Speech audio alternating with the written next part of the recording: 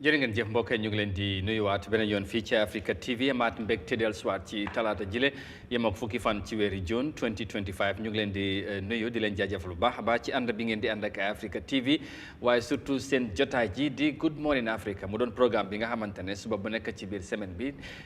dindee ñu ànd ak yéen waxtaane réew mi ak tolluwaayam ñuy waxtaane li nga xamante ne moo gën a yitteel askan bi waaye tamit naka na ñu digtal leen suñu ay xibaar fi ngeen munta nekk ci biir réew mi wala ci biti réew di ànd ak ñun ñu ngi leen di jaajëfal bu baax a baax ci ànd bi waaye tamit ci safo bi ak kóolute bi su ko defee incha allah kon ni ñu koy defee toujours dana am ponk yi nga xamante loolu la ñu teg ci table bi fas yéene waxtaanee ak loolu incha allah te tamit noonu lañ fas yéene àndaat ak yéen incha allah ci jotaay bi léegi dinañ ci ñëw waaye ñu profito ñaanal ñëpp jàmm ñi nga xamante ne dañ dee bàyyi xel.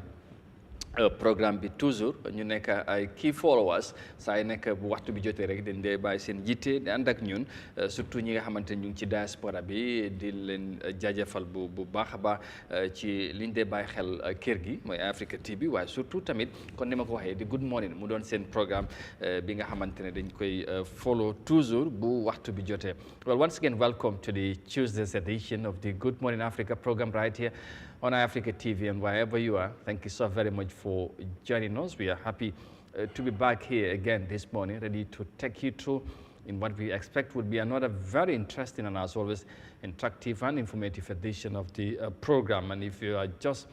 joining us for the first time, please make it a date with us because we are here every week from Monday to Friday. And of course, 9 a.m. is the time when we shall be here to provoke discussion on some of the pertinent issues and developments happening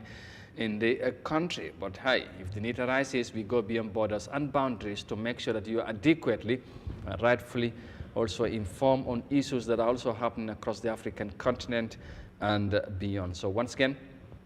thank you for choosing us and welcome on board. In a moment, we'll get into the nitty-gritties of what we intend to discuss in today's edition. Some quite very interesting issues are on the menu in today's edition. So once again, stay with us and of course, never feel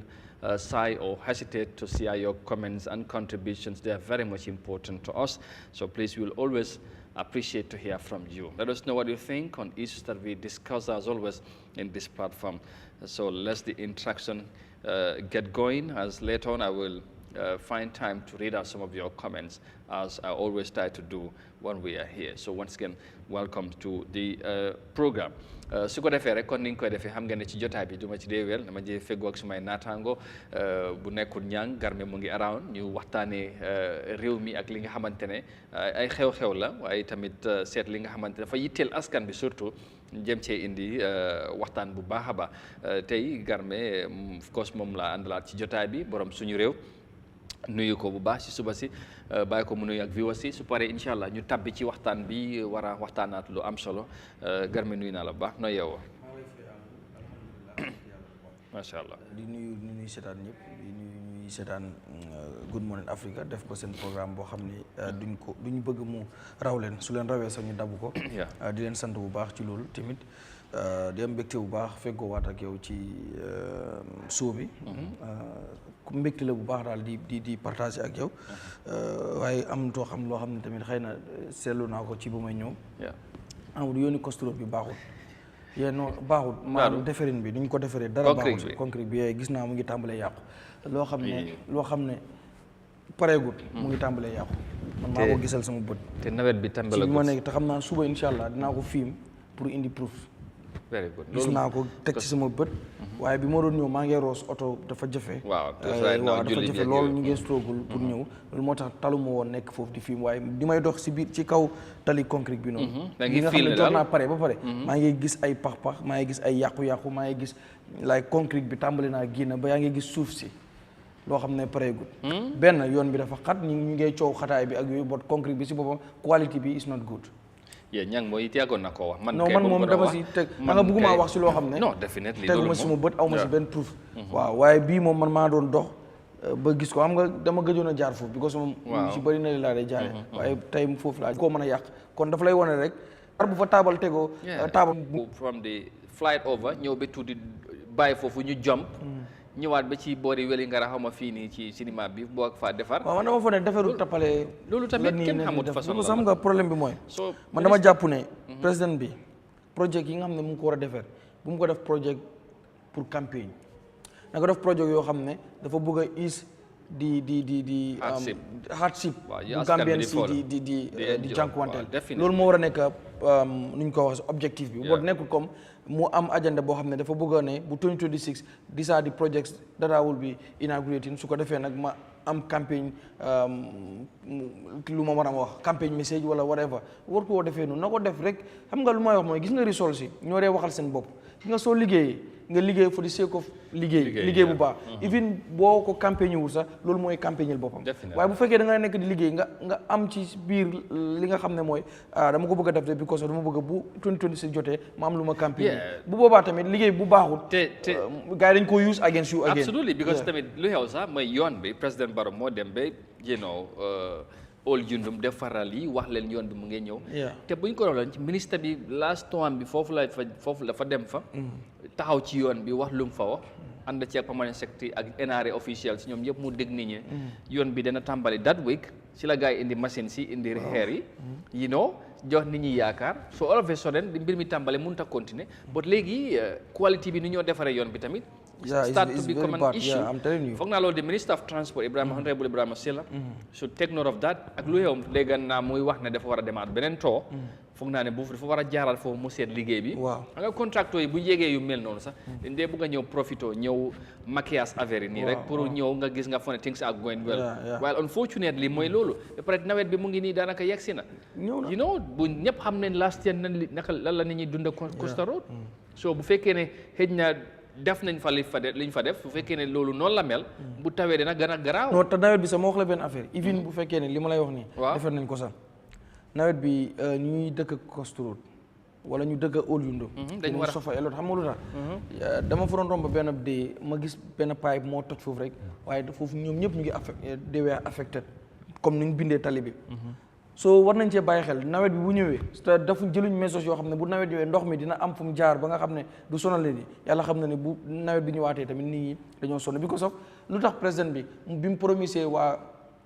Costa Road wala waa Old Yundum ne dinañ defar yoon boobu noonu ñu bëri kontaanoon mooy dañ foog ne bu ñëwee lii dina is seen jafe-jafe yu ñu doon am si nawet bi jafe-jafe ndox bi nu mu daan ñëwee suuf si nu mu daan waaye bi ma gisee ndox mi benn pipe mu toj foofu ndox mi nekk di walangaan foofu noonu ma gis ko foofu ma xam ne lii nii bu fekkee sàkkuñ ci pexe bu nawet bi ñëwee dina gën a bon te nawet bi léegi agsi na dañoo xaar kay mu taw kañ lay taw la ñu wax waaye léegi moom nawet dugg na te am na yenn dëkk yoo xam ne mosagum nañ sax foos wis wala mooy loolu soo kon lu ñu war a mën a xoolaat la liggéey bi xam nga wax naa la dafa yàgg 8 months lañu waxoon waaye 8 months yoo xam ne di nga noppalu 2 weeks di xam nga yooyu noonu liggéey bi moom kenn du xam naka la kenn du mën a xam da ngaa xaw ma ndax contracteur bi xam nga tam sometimes am let me tell you this dafay am ñu ne waaw lu tax su président bi wala government bi joxee contract benn contracteur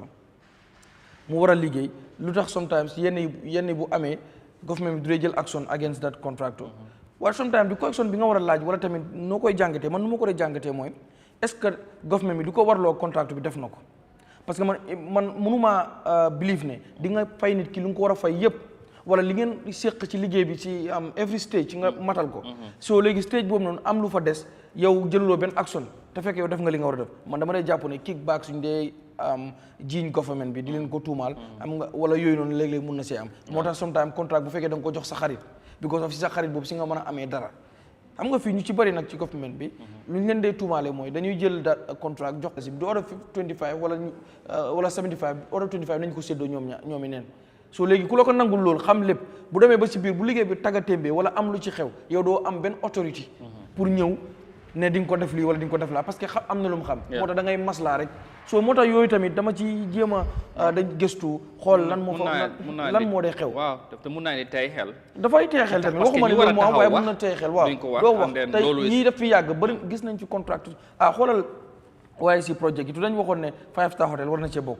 léegi dat Radisson Blu Gambia ñu lañ ko fii ñëpp dem soo lan moo xapoon dégguñu government bi génnee benn press release wax ñu lu leer ci bopp nit ñi am na ñu doon wax ne government bi dafa war a suug ki nga xam ne mooy Abdoulaye Thiam lu tax government bi suug ko kooku dafa war na foon affaire yi dafa waroon foon waaw lan la wa soo yooyu noonu ak yeneen waaw soo yeneen contrat yoo xam ne tamit loolu daf ci dee xappoon government mun naa ñëw président bi ñëw visite rek after wane li nga xam ne mooy ñàkk kontaanam waaye doo dégg mu teg benn action soo loolu laa bëgg a wax ne government bi ci yu mel noonu lan moo xew te ni nga ko waxee nii tey ci yooni Costa Road bi nga te war a ñëw ba Latrikunda tamit gis nga last year nu foofu meloon loolu tamit is another thing te dañ defar blooni bundum bi ñëw ba si garage bi Latrikunda foofu yëpp mu smooth mu correct waaye fu mu stop ñëw ba si beneen garage bi nga xamante ne moto Wellingara foofu lañ nekk foofu ñëpp xam nañ pax boobu nu mu mel so loolu tamit is another concern issue bi nga xamante ne ku bara bàyyi plus boo demee fin yooni Bamboo bi na le Serekunda boobu tamit ñu ngi ko defar less than xaw ma ñaata meters loolu mu ngi jël xaw ma ñaata months léegi kenn xamul. gis nga Amadou président bi bu fekkee yoon yi moo defar fexe na mu insist ci quality bi fexe na mu insist ci contract ñu serious yàlla xam na ni mbiru yoon moom mu ngi see def mu ngi see góorgóorlu bu baax a baax but the thing is mooy we need qualities xam nga bëgguñ every 5 years ñuy complain yoon boo xam ne defaroon nga ko ba pare yoon yi war nañoo mën a dem why not 30 years da ngay dem yenn yoon yoo xam ne dañ koo defar for 10-15 years kenn du wax waxi yoon waaye nga defar yoon benn 5 years ñu gisaat ay problème bu nit ñi complainer ñu dem baare foofu noonu taf yëngal ko noonu rek bàyyi ko noonu. te seen defar moom. maintenance. soo loolu la am nga amoon na bi ñu doon dem si OIC bi mooy dee bu ñu doon def launching wala sax bi ñu doon teg xeer bu njëkk si dat Radisson Blu Gambia. xam nga bi ñu doon dem si nawet la nekkoon. léegi dafa tawoon léegi président bi balaa moo ñëw. gaa dañ indi ay caterpillar ay grade di sëkk foofu bàyyi leen président mu ñëw mu dugg foofu mu gis ko waaye déedéet léegi dañ koy defal bu ñëwee def naan fii bu tawee kon du dee am problème fekk ñoom ñoo struggle sëkk ko yooni bundum bi fii tamit noonu lañ def just to impress the president parce que askan wi ñoo gën a important président bi because without askan wi there will be no president absolutely yeah so moo tax sometimes tamit lu ñu war a mën a xool and te loolu even it happens a lot gars yi dañ dee ñëw def ay service for impress president bi things are okay ak yooyu if yooni bindus bi inspection bu mu faa ñëw yëpp sometime honorable Souleymane Jammeh ak concentration bu mu ci amoon yëpp ak yitte bu mu ci amoon président bu ñëw sax du nga ko yëgal moo jékki-jékki ni kool ko ne dégg nga wax ne président mu ngay ñëw ak ñeneen am yeneen authority yu nekk ci yeneen area noonu la di def but anyway it's a good thing you rest but it's good ne tomorrow nga ne inshallah da nga mun a da ngay indi photos yi ak vidéo yi ñu gis ko so su fekkee noonu ngeen bu fekkee nag daw profité si heure bi ni dem defaraat ko non even bu ñu ko defaree waaw bu ñu ko defaree dina nekk best aw inshallah da ngay gis ne bi ñu ko waxee si lañ ko defar loolu moom it will be evident loolu leer na so it's already 9:33 according to our studio clock at this juncture nañ jël a short commercial break appreciate suñu sponsor bi di Jaawel they are partners on this program Jaawel company ñëpp xam ne ñu ngi yëngu ci yu bari bokk na ci yëfi ciment bi yëfi dund bi ba ci yëfi essence bi ak yooyu ciment bi nag mbir mi mu ngi dang ba léegi but of course information bu ñu jot ne mooy ñu ngi discharge ciment ndax li nga xamante ne moom mooy gaal gi yegsi na ñu ngi joxe waaye xam nga demand bi is very high so foog mu jël few days balaa ñoo stabilize mbir mi but I'm sure ne within in the next coming days everything would be okay so that's the latest development bi nga xamante ne ñoom Jaawel loolu lañ mën a asoo nit ñi gaal bi yegsi na ñu ngi discharge ciment bi bu baax a baax moto yaa ngi ko jëli te si factory bi tamit moto yaa ngi fa bu baax a baax so nañ jël short commercial break appreciate leen dellusiwaat léegi incha allah nag gën a soobu ci biir waxtaan bi.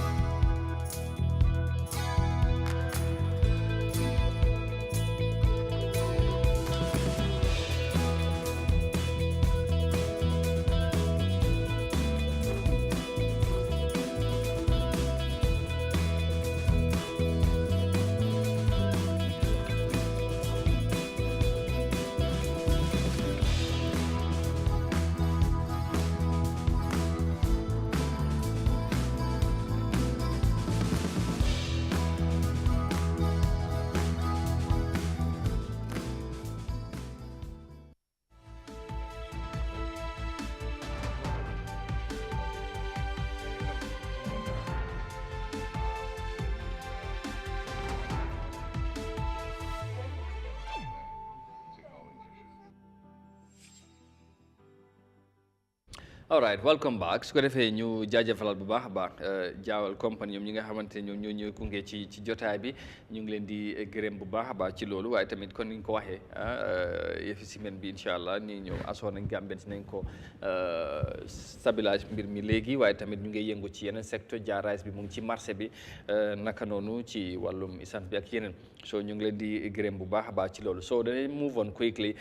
nuyu suñu ñenn viewers yi nga xamante ne already commenting on the comment section waaye ngeen bañ a tamit fàtte di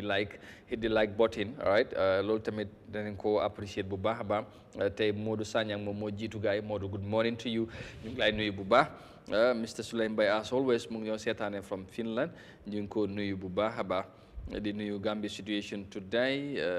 ñu ngi lay nuyu bu baax di la wax waaleykum salaam wa rahmatullah di la ziar bu baax yow it bu baax a baax di nuyu ki nga xamante ne mooy Alaaji Banta Sissoko all the way from Paris bonjour Alaaji Banta Sissoko jaajëf ci appreciation bi tamit di nuyu Diagne Ngom waaleykum salaam to you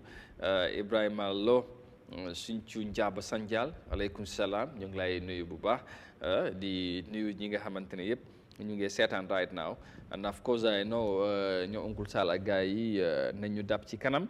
ñoom Adja ak gars yi ñoom Awa Rugi mu xam naa ne mu ngi ci julli bi gisuma ko démb and so she would join us later and of course all of you ñoo fekk ci kanam tuuti so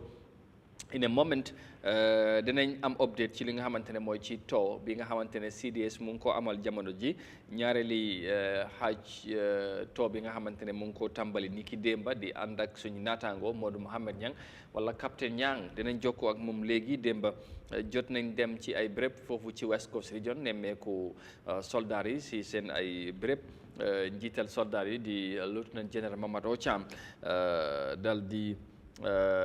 di li nga xamante ne moom mooy garal ay kaddu ok Mr Seni Faye yegg si na moom tamit ñu ngi ko nuyu moom mu ngi Gambia right now so ñu ngi ko welcome home di ko wax ne I hope ne mu ngi enjoy time am right now home right ak ñeneen ñi nga xamante ne ñu ngi fii ñoom Alaaji Seka waaw moom tamit mu ngi fii ak ñeneen ñi nga xamante ne by the way they are already here for the Tabaski but xamuñ ne ñu ngi fii but ñu ngi ñuy ñëpp am na ñu ngi amee good time with the family and enjoying the festive period loolu tamit dafay am solo right once again thank you always for being with us right kon ni ma ko waxee léegi in a moment danañ jokkoo ak Niang mu jox ñu update ci li nga xamante ne mooy ci li aju ci wàllum tour bi nga xamante ne Chief of Defence Staff of the Gambia Armed Forces mu ngi ko amal jamono ji di wër soldats yi seen fu ñu nekk demoon nañ démb ak Kanilaay ak Sibanor waaye tamit jot nañoo waxtaan ak ñi nga xamante ne mooy soldats yi ñu fekk ñoom tamit ñu wax ak ñoom seen ay jafe-jafe ñu jëm cee indi saafara bu ñu amee Niang rek ñu dal di ko dugal ci line bi quickly pour ñu mun a jokkoo ak moom mu jox ñu update ak tey fan lañ war a mun a dem wala fan lañ fas yéene dem incha allah pour continuer tour bi ndax tey mooy ñaareelu fan ci second phase bi nga xamante ne Chief of Defence Staff of the Army Command bi nga xamante ne moom la jiite tàmbali nañ ko ni ki démba garme démba waxtaan nañ ci lu yaatu tey tamit danañ déggee ci Niang léegi nii mu update ñu démb ñu waroon a dem ci West Coast surtout ci Kanilaay dégg naa ne waxtaan bi amoon na solo gars yi tamit yëkkati nañ fa ay seen ay jafe-jafe yeggee ko seen ay kilifa ci lu ñoo dundee waaye tamit xam naa Niang bu ñëwee dina gën a élaborer ci mbir mi jotoon ngaa jokkoo ak moom sax démba tamit ci xibaar yi loolu mu nekk lu am solo pour ñu gën a yaatal mbir mi te lu am solo la pour lu mel ni ñu mun koo def waaye comme ni nga ko waxee yoon démb li ci gën a am solo mooy tey ak luñ ci mun a waxtaan luñ mun a dégg ci ñoom mu doon ay jafe-jafe li ci gën a am solo rek mooy kilifay jéem a nas ay pexe ñu mun cee indi saafara. waaw man gis naa sax dem loo xam ne am na benn newspaper wala benn media house bu ko publié ci seen Facebook bi comme di wax ne CDS dafa waxaat wala dellusiwaat ci wax bu mu waxoon ci lu jëm ci pour armée yi ñu mën a sut koo xam ne am robas loolu dellusiwaat na ci comme ok waaw waaye si comme li nga wax rek bu Niang ñëwee moom dina si gën a élaborer si moom moo nekk foofu noonu ñaareel bi itam mooy comme li xew Kanilai comme maa ngi ko doon wax because of ñang démb maa ngi dégg muy wax ne fu mel ni kii state fii bu Kanilai amul ndox loolu moom te pour man lu CDS warul sax sometimes di xaar ba every year pour war a toog pour xam problème yi léeg-léeg ña fa nekk war nañ di mën di jokkoo moom di ko xam la fay nekk am nga yu ñuy wane nii yëpp di def media bi ñu koy wane pour man lii yëpp ay ñun suñu autorités yi noonu lañ mel problème yëpp dañ koy bëgg nit ñi xam si biir ñu ne waa ok kii mooy nii bot li ñu war a def ñoom ñoo ko gën a xam seen ndaw ñi duñ mën a jooy si public li duñ mën a wax sometimes sax ñu bëri am na bu ñu waxee benn am na ñu dee bàyyi duñ ko dee wax si biti bot li ma la bëgg a wax mooy CDS moo la gën a xam problème bu gaa di jànkuwante xoolal li xew Kanilai ñu lay wax ne la fu mel ni Kanilai bataillon bu nekk foofu noonu yow nga ñëw noonu full barracks full army fu ñu war a mën a nekk sa njaboot nekk mënuñoo am ndox pour ndox nekk seen problème yow nga xaar ba at bu jot nga fay dem di doo ko xam seen problème yoo xam ne am na problème yoo xam ne because of lu ñuy wax access to clean water loolu right la fundamental right la for every citizen ku nekk loolu sa da nga ci kii rawatina koo xam ne ñoom ñoo yore sa kaaraange wala ñoom nga dénk sa kaaraange soo yow nga war a xaar ba every year di pour dem di xool yooyu am na yoo xam ne ok mun naa xaar waaye am na yoo xam ne muntu xaar yu muntu xaar looy xaaree ba every year ngay dem ànd ak benn délégation dem li nga xam ne mooy proactiveness comme yoo xam ne ñu ngi ko expect ci suñu leaders yi am ne dañu war they should be very proactive pour mën a saafara suñu yenn duñ ko gisee ñu koy defee waaw duñ ko dee mën a def man loolu laa ko gisee all right nañ wax ak ñang ñu soog a ñëwaat ci yow ñu continuer waxtaan bi ndax loolu tamit dafay am solo di fàttali rek Modou Mohamed Niang suñu naataangu moom moo nekk di ànd ak Chief of Defence Staff of the Gambia Armed Forces jamono ji mu ngi ci ñaareeli tànk nemmeeku bi nga xamante ne tàmbali ni ko démba déggoo ngeen update buñ ci am Mod Niang wala capitaine Niang ñu ngi lay nuyuwaat bu baax naka suba si allo maa ngi fa sant yàlla bu baax yow noo def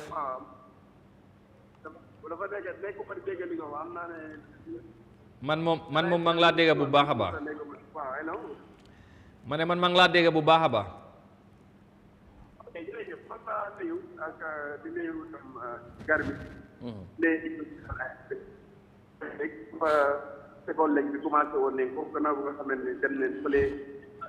si Kanilai jógee foofu dem si Sénégalais troupe si nekk foofu noonu CDS mid commande bu nekk foofu noonu lépp na ko ne seen ñu waxtaan parce que ñoom itam réew leen bi seen teew ci réew mi ci Gambia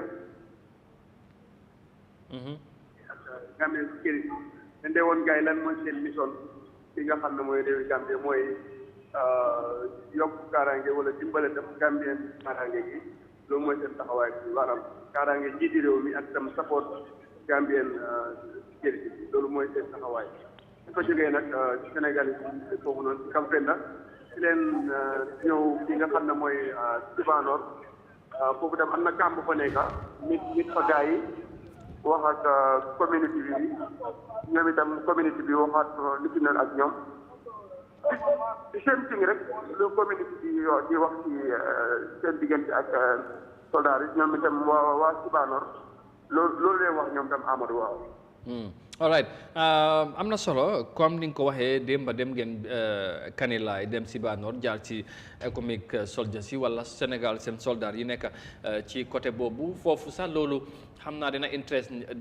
déglukat yi wala ñuy seetaan pour ñu xam lan moo ci gën a fees ci waxtaan bi parce que nekkee ni soldats sénégalais yi ci boori Fooñi wala ci boori Kanilai juróon na fi coow jur tension ñu bari ñu dekkee surtout ci côté boobu doon sàkku ñu jëlee leen fa but for one reason or the other loolu ba léegi munta antu ndax démba lu mel noonu askan bi jotoon nañ koo waxaat njiital soldats yi ak leneen la li nga xamante ne mooy soldats yu nekkee foofu la yeggee seen kilifa bi démb gannaaw bu mu leen seetsee. waaw loolu moom Amadou xam naa ne su nekkee ne moom dafa mel noonu géej na bu baax a baax boo saay boobu noonu foo tollu coow li Sénégal soldats yi ñu ngi fii ECOWAS ñu ngi fii coow li bari woon na trop wante léegi nag gars yi seen relation ak communauté bi dafa ne nii ratax na trop parce que gis naa ay gars yi war nañ ma yenn dëkk yi nga xam ne nii buñ sologalisal yooyu ñoo ko yóbbu i bool xam nga kon nag def nañ fa bool am seen relation ak nit ñi am na dafa mel ni léegi ratax na léegi complain boobu ba bëreetul waaye foofu comme démb sax maa ngi wax ak keneen lu wax mooy ñoom amuñ problème yi am rooba ñoom problème bu ñu am rek mooy nga dugg si boode bi uti mata o yeneen affaires yi noonu léegoo-léeg problème am seen diggante tay boobu te loolu sax soo ko bàyyi xel géej naa am diggante comme rebelle ak yooyu noonu géej naa am ñoom daal xam naa lu ñu ko am rek mooy sénégalais trouve yi fa nekk te yooyu dem seen diggante comme ni ma la ko waxee gannaaw rek tax na géej ngeen dégg ay rafet yi si géej a am waaye war nañ ne soo wax ak ñoom communauté bi civilienne bi boobu war na leen ñun nag ñun Gambien leen dëgg la ñu ñëw fi waaye nekkul ne dañoo support eni ku nga xam ne nii daf ci ñëw wala nangam ñun daal réew mi moo ñu ñor réew mi la ñoo xaar séeni ko lu ma xam naa lu weesu woo daal mooy foo ci daal xam naa leen seen xel at yële nu mu menoon ak léegi moom mën bu baax parce que léegi seen xel dal na bu baax parce que daanaka sax convoy ci dina romb sax waaye doo gis sax daanaka sax ñu jóg kon dafa mel ñooñu amatul lu ñoo tiit parce que fekkoon na jamono yële la ñu gisee moto soldat bu romb ñëpp dinañ jóg waaye li ma riib mooy ne rek ñu seen xel dal na léegi te loolu wax dëgg yàlla leen ñu ñaan parce que nit ki su nga dëkk yàlla teg la ko dañ ko war a dëkkaale ak xel mu dal rawatina sa réew ak sa dëkkal waaye gis naa ne fu ñu romb daal few people rek ñooy génne daanaka waaye ñu si def daanaka duñ koy yëgal sax seen yaram leen am na ñi soldat yi romb ak yéenoo kay na tam ñu gis ne soldat yi romb seen soldat yi réew la bu ko ñu bëri buñ ko gisee seen xel dafaa dal waaye yaakaar naa ne daal il faut ñu communiquer daal ci mbiri xel mu dalati ci mbiri kaaraange yooyu dëgg-dëgg am na fu mu tolloon waaye raay naa wàññeeku na bu baax Amadou waaw all right loolu am na solo leneen li nga xamante ne xëy na bëgg nañoo xam mooy dégg nañ buy CDS bu mu demee ci béréb yu mel ni Kanilaay jot nañ ci waxtaan lu bari gaa yeggee ko jafe-jafe yi nga xamante ne ñu ngi koo dund foofu lan moo ci gën a fees ci liñ ci mën a jàpp ci li nga xamante ne wax nañ ko démb. waaw dëgg foofu moom Kanilaay ñetti nit wala ñeenti jël leen fa kaddu waaye ñoom luñ doon di complain rek mooy ndox loolu nag man dafa xaw a yéeme ak man trop parce que daal wane na ne ndox moom parce que gis naa suma benn xarit bu dem ci benn kër bu mu demee mu ne fekk na foofu gars yi téye ay birong di dem di rooti te li ma si gën a jaaxal ki nga xam ne mooy nekk ak mag Yahya Jammeh si boppam bu mu jëlee kàddu moom na ne lu gars yi wax loolu mooy dëgg because gis nañ ne am nañ problème pour ndox bëgg nañ ko leen dimbale ci ndox waaw jumaa ji tam wax nañ ko parce que am nga jumaa ji fa njiiti réew mi tàmbali woon te dafa nekk jumaa bu nga xam ne nii jumaa bu mag la boobu xëy na yéegale ko du yomb boobu dem doy dinañ ko waaye daal seen major problème mooy ndox waaw si dëkk bu nga xam ne nii comme président foofu la dëkkoon loolu Amadou lu yéeme la loolu daal moom man dawoon na suma yaram trop bu ma ko déggee démb wax dëgg yàlla waaw lan moo nekkoon a tëntu ci kilifa yi ci CDS lan la leen dig ndax wax na ne dana ci taxaw régler ko as soon as possible wala lan la leen wax. sorry dégg nga bu baax ndax ñoo ngi dégg nga bu baax. ma ne gannaaw bu ñu waxee amuñ ndox te loolu mu doon lu métti yaa ngi wax ne loolu yow sax daf la xala jaaxal comme ni mu jaaxalee ñu bari lan moo nekkoon tontu bi nga xamante ne seen njiit li mooy CDS moom lan la leen wax ndax dig na leen dana ci taxaw pour régler problème boobu as soon as possible. moom tontu na leen wax na leen ne ñu dee loolu ndax am bi suñu area waaye nag su soo bi jeexee dina àgg ci kilifa yu nekk suñu area yeggee leen ko waaye ñoom nag li nga xam ne moom loolu la mën a faj duñ ci déggee dañ ci mun dina ci def bu baax te loolu dama wax dëgg yàlla nit mën na ko nangul parce que moom nekkul ministre bu nga xam ne moo amee du water resource xam nga something like that waaw wax dëgg yàlla waaye na ne daal kàddu yi dégg na ko te dina ko yëgali kilifa xam naa ne bu ko yëgalee ñii di réew mi incha allah ndax war na ko mën a am solution dina ci am waaw waaye wax dëgg yàlla xam naa ne képp ku ko nekkoon nag yëg ma nag yéeram donte lépp bu am lopitaan bu mag mu ngi ko waaye dafa am dëkk yu bëri yi nekk ci biir poñi foofu noonu yoo xam ne xaw neen xëcce ak bu am tuuti ñu fi ambulance dem jàmbat nañ ko fa bu baax fekkee ne mun nañ yokk ambulance yi li nga xam ne mooy lopitaan bu yaan nga xam ne bu bii demee dina am beneen standby bu ko def donte la jafe na nag waaye nit ki booy ñaan li nga bëgg rek ngaa ñaan yooyu yaay li ngay am nag loolu dafa def ñu ko jox waaye daal nekkoon na kàddu bu ko jib boo xam ne ni ñeneen ci nit jàmbat nañ ko foofu mu nekkoon lu doy waar man su ma déggee jàmbat bu wax dëgg yàlla waaw am naa yaakaar ne mais bi ak li mun taxaw gars yi dinañ taxaw pour régler problème bi as soon as possible pour ñu génne leen si jafe-jafe CDS lieutenant général Mamat waxee kilifa yi dinañ si taxaw ak li fekkee ne boo wari dafa yàqu ñu defar ko su fekkee ne dañu amul gars yi defal leen beneen te loolu wax dëgg yàlla soxla nañ ko te firnde bi mooy gis naa suma benn waaye dugg na si benn kër ñu ngi ràññale ay bureau mu ne ko ñun ndox bi moo nekk suñu problème te ñooñu sax ñoom ñëwul ci meeting bi loolu nag lu yéeme la lu doy waar la wax dëgg yàlla waaw aside from loolu lan leneen moom moo ci gën a fes ndax tamit léegi gis nañ ci toog bu mu tàmbalee ci yeneen area yi nekkin soldaar yi ak askan bi dañ dee gis ne ñenn ci kilifa yi dañ dee ñëw rafetlu ñoom soldaar yi seen taxawaay waaye tamit dal di ñaax kilifa yi pour ñu gën leen dooleel ndax kàddu yu mel noonu tamit fi ngeen dem démba lu mel noonu am na lan la askan bi nekk di wax ci li nga xamante ne mooy taxawaay bi nga xamante ne soldaar yi ñu ngi ko amee ci côté boobu noonu surtout ci côté fooñi bi. waaw loolu moom dëgg-dëgg amul wax bu rafet leen dee wax bu rafet leen la askan bi dee wax seen diggante ak soldat xam naa ne daal nit ñi ku ci dëkk ak soldat yaa xamul seen njëriñ waaye ñi nga xam ne yàlla natt na leen ñoom ñu dëkk ak soldat because in kani la imam bi sax bu doomi ñoom dinañ jël di leen indi foofu noonu te xam nga loolu daf day jaaxal si dëkki kaw yi kaam waaye am na imam bu ko fa seede ne soldat yi ngeen bàyyi fii jëleen suñ doomi di leen indi fii ñoom ñoo ñëw di ñu seet bu mu nekkee ndax mu ngi wéru oo wéru so loolu rafet na loolu lañ dégg kàddu boobu lañ dégg kan laay te kon li ñu ñëwaat Banor paa yi ak ilimaan itam loolu leen seede si ñoom ne nekkin xam naa daal soldat yi réew mi fu ñu leen yóbbu pour ñu nekkal ko nit ñi ni ñu fa nekkee ni ñu war a nekkee waaw ndax nag ñoom li ñu war a nekk ñoom ni ñu ko nekkee ndax li ñu war a am ñoom ni ñu ko am loolu mooy proche loolu mooy laajte bi waaye ñoom li ñu leen sant ñu war koo nekkee ak nit ñi ñoo ko seedal seen bopp ñu nekk parce que nag ñoo mën a xam li ñoo dund waaye ñoom ñoo ne ñun ñu nekkoon nii am nañ njëriñ si ñun ñu baax leen ñu yeeru leen te dinañ sant njiit ba pare ñaan njiiti soldaar yi mu yokkal leen dimbal ay jumtukaay lépp lu nga xam ne soxla ne ko benn kàddu bi suñ jógee tool yi ba léegi lii leen nekk di dégg Amadou si ground. All right well xam naa ne da ngeen war a continuer tour bi tey but again ci balaa ñu wax ci lu war a xew tey ci kàddu yi nga xamante ne CDS wax na ko am na ñu ngi dégg ay xibaar ne dellusiwaat na ci kàddu yi mu waxoon fii ne aliyeroon dafa juróon coow ci affaire yi dogal bu mu joxe woon soldaar yi buñ gisee luñ xala nuroo ak ñuy daanu ci kaw nit ñi ñu daal di sut loolu tamit ndaw waxaat na ci démba am na ñu wax ne dafa dellusiwaat ci kàddu gi gal koo dëgëral ndax loolu am na.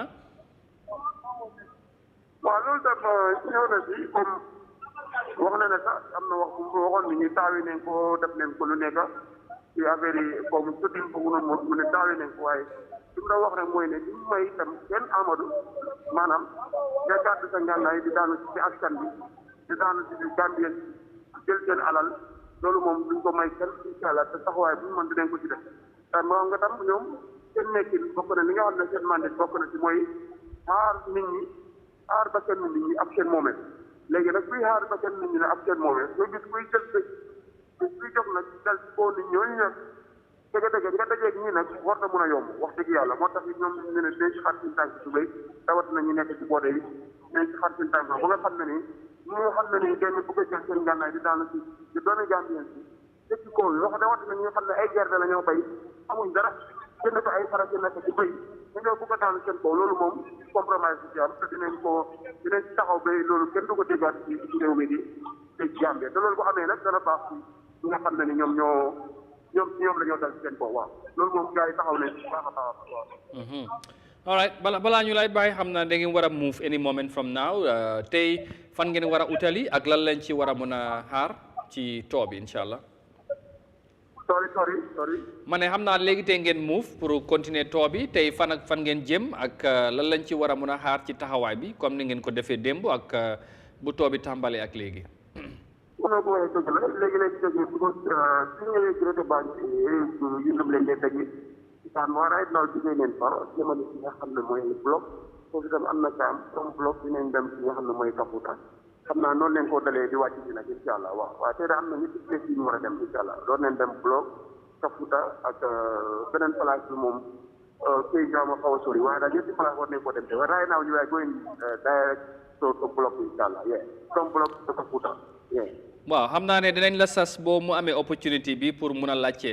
ayda di PRO ak maybe di CDS kañ lañ war foog ne danañ mën a régler problème bu nekk Kanilaay pour ndox bi parce que ñu bari ñu ngi wax ci loolu ko mel ni Jaañ Ngom ak ñeneen ñu ngi wax ne xëy na lan moo tax xëy na nawet amul taxawaay boobu waaye tamit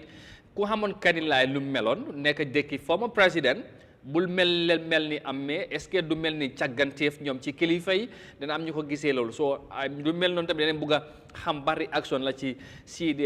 CDS di def wala di ci wax ak xëj na how soon lañ mun a régler problème bi I know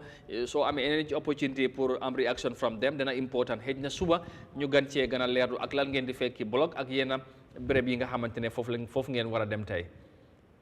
incha allah waaw incha allah xam naa ne comme na ko waxee noonu rek demee foofu itam any lu fa rusé rek xam naa ne su fekkee tam mun nañ am moo mais si bëccëg bi tam dinañ ko update gouvernement yi da wax ak PRO te pour ñu am waaye fii dépassé bi daf dee gaaw trop suñu dajee si camp bi ab taparet beeg ñu ngi di pat pour génn a dem te time bo dafa fekk foot morning bi jeex na so waaw waaye xam naa ne si bëccëg bi incha allah dinañ si ànd ak Mohamed Bégar mi dina fekk time boobu dinañ mun a am PRO moom tam dina gën a indi yaatal ci bu ñu jógee démb ba léegi lan la ci am développement incha allah. all right merci beaucoup capitaine Niang ñu ngi lay gërëm baax di la sant di la masaw coono jërëjëf xam naa ba suba ak jàmm incha allah ñu jokkoowaat ci too bi incha allah.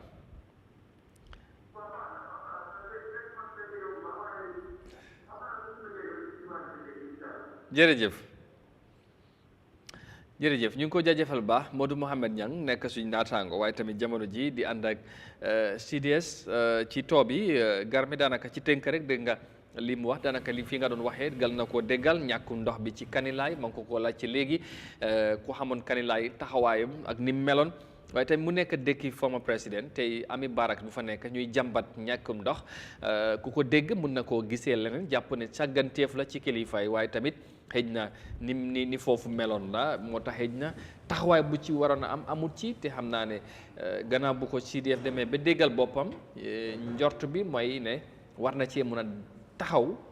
mu régler problème bi nu mu gën a gaawee. waaw Jammeh lu mu mënti def waruñoo xool Kanilaay as Jammeh moomut Kanilaay doom la fa woon rek waaye moomut Kanilaay. waaw Kanilaay waruñoo nekk victims because of Jammeh lépp lu ku nekk Mankamakunda disaaf ku nekk Kanilaay daf ko disaaf. lépp ku nekk feneen disaaf ku nekk Kanilaay daf ko disaaf. si lépp lu citizen war a am ñun di natives of Kanilaay dañ ko war a am. muy ndox muy lu mu mën a xew développement bu ne Kanilaay dafa disaaf pour am ko ndax Kanilaay is part of the country. Kanilaay dañoo vote Kanilaay dañoo fay tax Kanilaay dañoo def leneen ak leneen lu good citizen war a def. so nag political affiliation wartu tax kenn war a ñu xañ la sa àq ak sa yelleef. fu la neex faral. su la neexee faral ma Samba su la neexee faral ma Demba waaye li ma Demba war a am because dafa faral ki nekk si nguur gi loolu la Samba war a am because of faralul ku nekk si nguur gi waruñoo dóor kenn ngir kenn réew ñëpp ko bokk réew ku ne dafa war a am lu war a waxuma ne loolu moo nekk bon nii loolu lañ ko mën a jàngatee because of bu fekkee Kanilaay time bi fi ex président bi di nekk amoon na lépp wala bu daan jooy dara foofu laay ñëw bu fa jógee beneen ñaareel bi mooy lu ma bileen government bi kese damaa bileem autorités yi nga xam ne ñoo jiite army bi dalee ko ci CDS Mohamed Thiam moom lu muy xoolee ba problème bi am foofu mu xool tey ba war a ñëw tey pour war koo mën a xool leer na man lii yàgg na koo yëg am very sure ne lii yàgg na koo yëg ak lu mën a xew yëg na ne barracks bi amut ndox nga xaar ba tey ñëw ñu duñ doo koo wax keneen war a jug wax ko foofu nga doo koo gis ne dinaa ci indi maison da nga ko waroon a saafara bu yàgg lii dañ ko war a saafara léegi waruñoo xaar sax ay ñu dellu war a xool naan am bi amul xaalis nan lañ war a def projet si nañ war a def nañ donate fii nañ ñaan fii nañ am na yoo xam ne nécessité la waruñ koo mën a sax sàggane waaye sàgganteef bi daal du si gof doo blame like exemple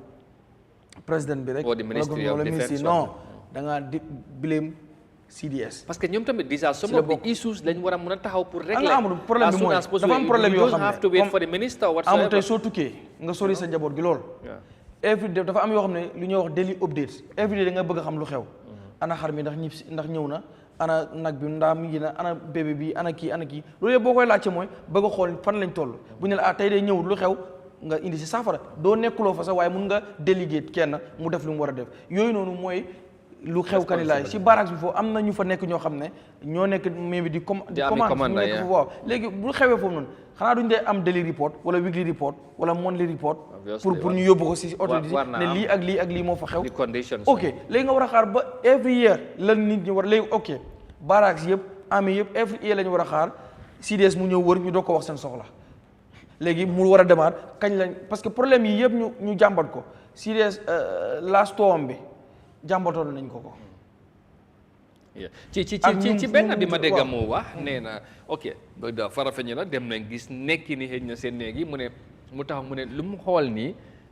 because ñoom tamit dañ koy yëg last year ñëw na fekkee ko noonu neexut ko bëgg nañoo saafara mbir mi waaye am bi moom moo fa nekkut mooy they don't have the finances pour mun a régler yenn problème bi but a problem like ndox man gëm naa ne loolu moom ak lu munta xew man suma expectation bi mooy démba bu mu ko yëgee xëy na sax mais bi noo ko waxee teel nga ko yëg ba démba buñ ko waxee ci meeting boobu pour man would have been an immediate order ne fu mu taxaay foofu joxe order wax ne fii balaa ma fay jógee I will make sure ne ñu war a régler lii ñu ñëw régler ko si fekkee ne machine bi moo am problème ñu fix ko fekkee ne ñu war a jënd beneen donc moo tax xaw lu mu leen mun a kos boo dañ ko war na régler with immediate effect comme ni ko suma waa ji di waxee at that moment pour gars yi am ndox. because waaw loolu la wax xam nga dafa am benn problème yoo xam ne mun naa xaar. it's not something lu ñu war a négocier dafa am benn problème yoo xam ne dafa mun a xaar waaye am na problème yoo xam ne mënut a xaar. si daal bi lañ ko war a xaar soo ma ne la CDS yëg na ko. yëg na ko yëgati na ko moo tax boo xoolee su ma dégloo ñang mooy kii wax loolu sax du nekkut soldat kii wax problème mu ndox mi. du soldat ñoom ñëwuñ koo wax. man démb bi maa jox update si news bi si xibaar yi daf ne ma dafa am ko ko wax dem na sax ba tudd ci brother ex président bi. ñu wax ne barrage bi amul ndox kon CDS yëg na ko mais bi correction boobu sax dina ko surprise wala du bëggoon correction boobu génn nga maa ngi dégg ñang di wax ne ok lii mosut fee am because of bu ñëwee dafay nangu ñëpp rek jug wax duñ tànn kuy wax ok sometimes dañoo foog ne dañoo suspect ñu leen di prise rek bi ko xam nañ ne moom soldats yi kenn du fa wax loo xam ne ñoom neexut leen waaye lu ma la bëgg a xam dal mooy ñàkkum ndox mi moom soldats yi wax nañ ko CDS bu yàgg CDS xëy na kay indiwul si saafara te amul benn lay ay amuñ xaalis ak nangam pour def gas foofu boo xool sa waay benn 150,000 wala 250,000 mu lay koos loolu mën nga koo raba mën nga koo indi pour am ko because ndox dafa nekk loo xam ne nécessité la ba pare fundamental human right la boo xam ne lii ku nekk si da nga ko war a mën a am muy common barak sax waruñoo mën a nekk te amuñ ndox loolu xel waruñoo sàgganee kanilaay because of kanilaay waaw buñ sàgganee kanilaay because of kanilaay absolutely that should be the hard fact te loolu moom dañ ci war a bàyyi xel taxaw pour saafara jafe-jafe te issue bi incha allah dinañ ko toppa def ci lu war in the next 1 week or so dinañ contact ñu fa war a nekk laajte leen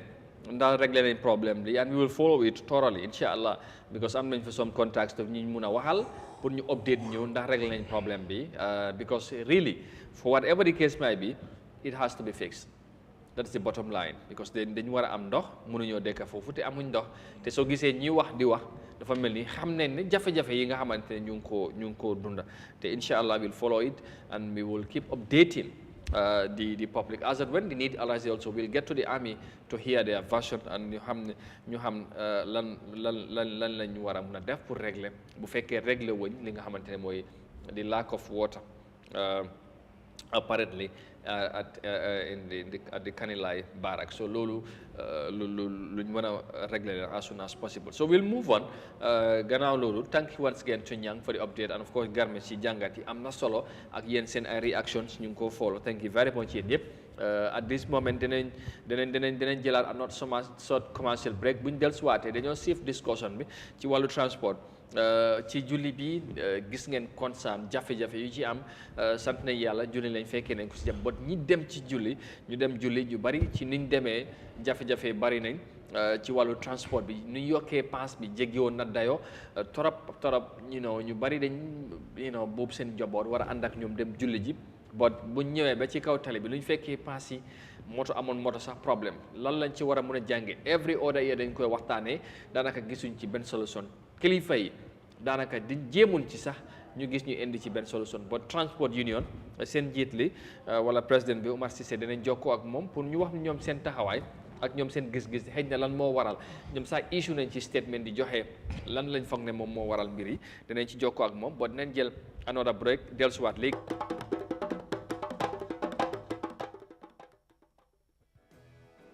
To ensure food security and affordability for the Gambian people, Jar Oil Agro-Food Depot introduces Jar Rice into the local market. The 50 kilograms Jar Rice is 100% broken white rice, fresh from India with high varied quality. Jar Rice is available at all Jar Oil petrol stations across the country at a wholesale price of $1,950 and a retail price of $2,000. Contact Joel on 770-8080, 715-7960, 726-3667 or 784-2139, or yet still on 733-01-321. Joel Agrofood got you covered for all your quality rice needs.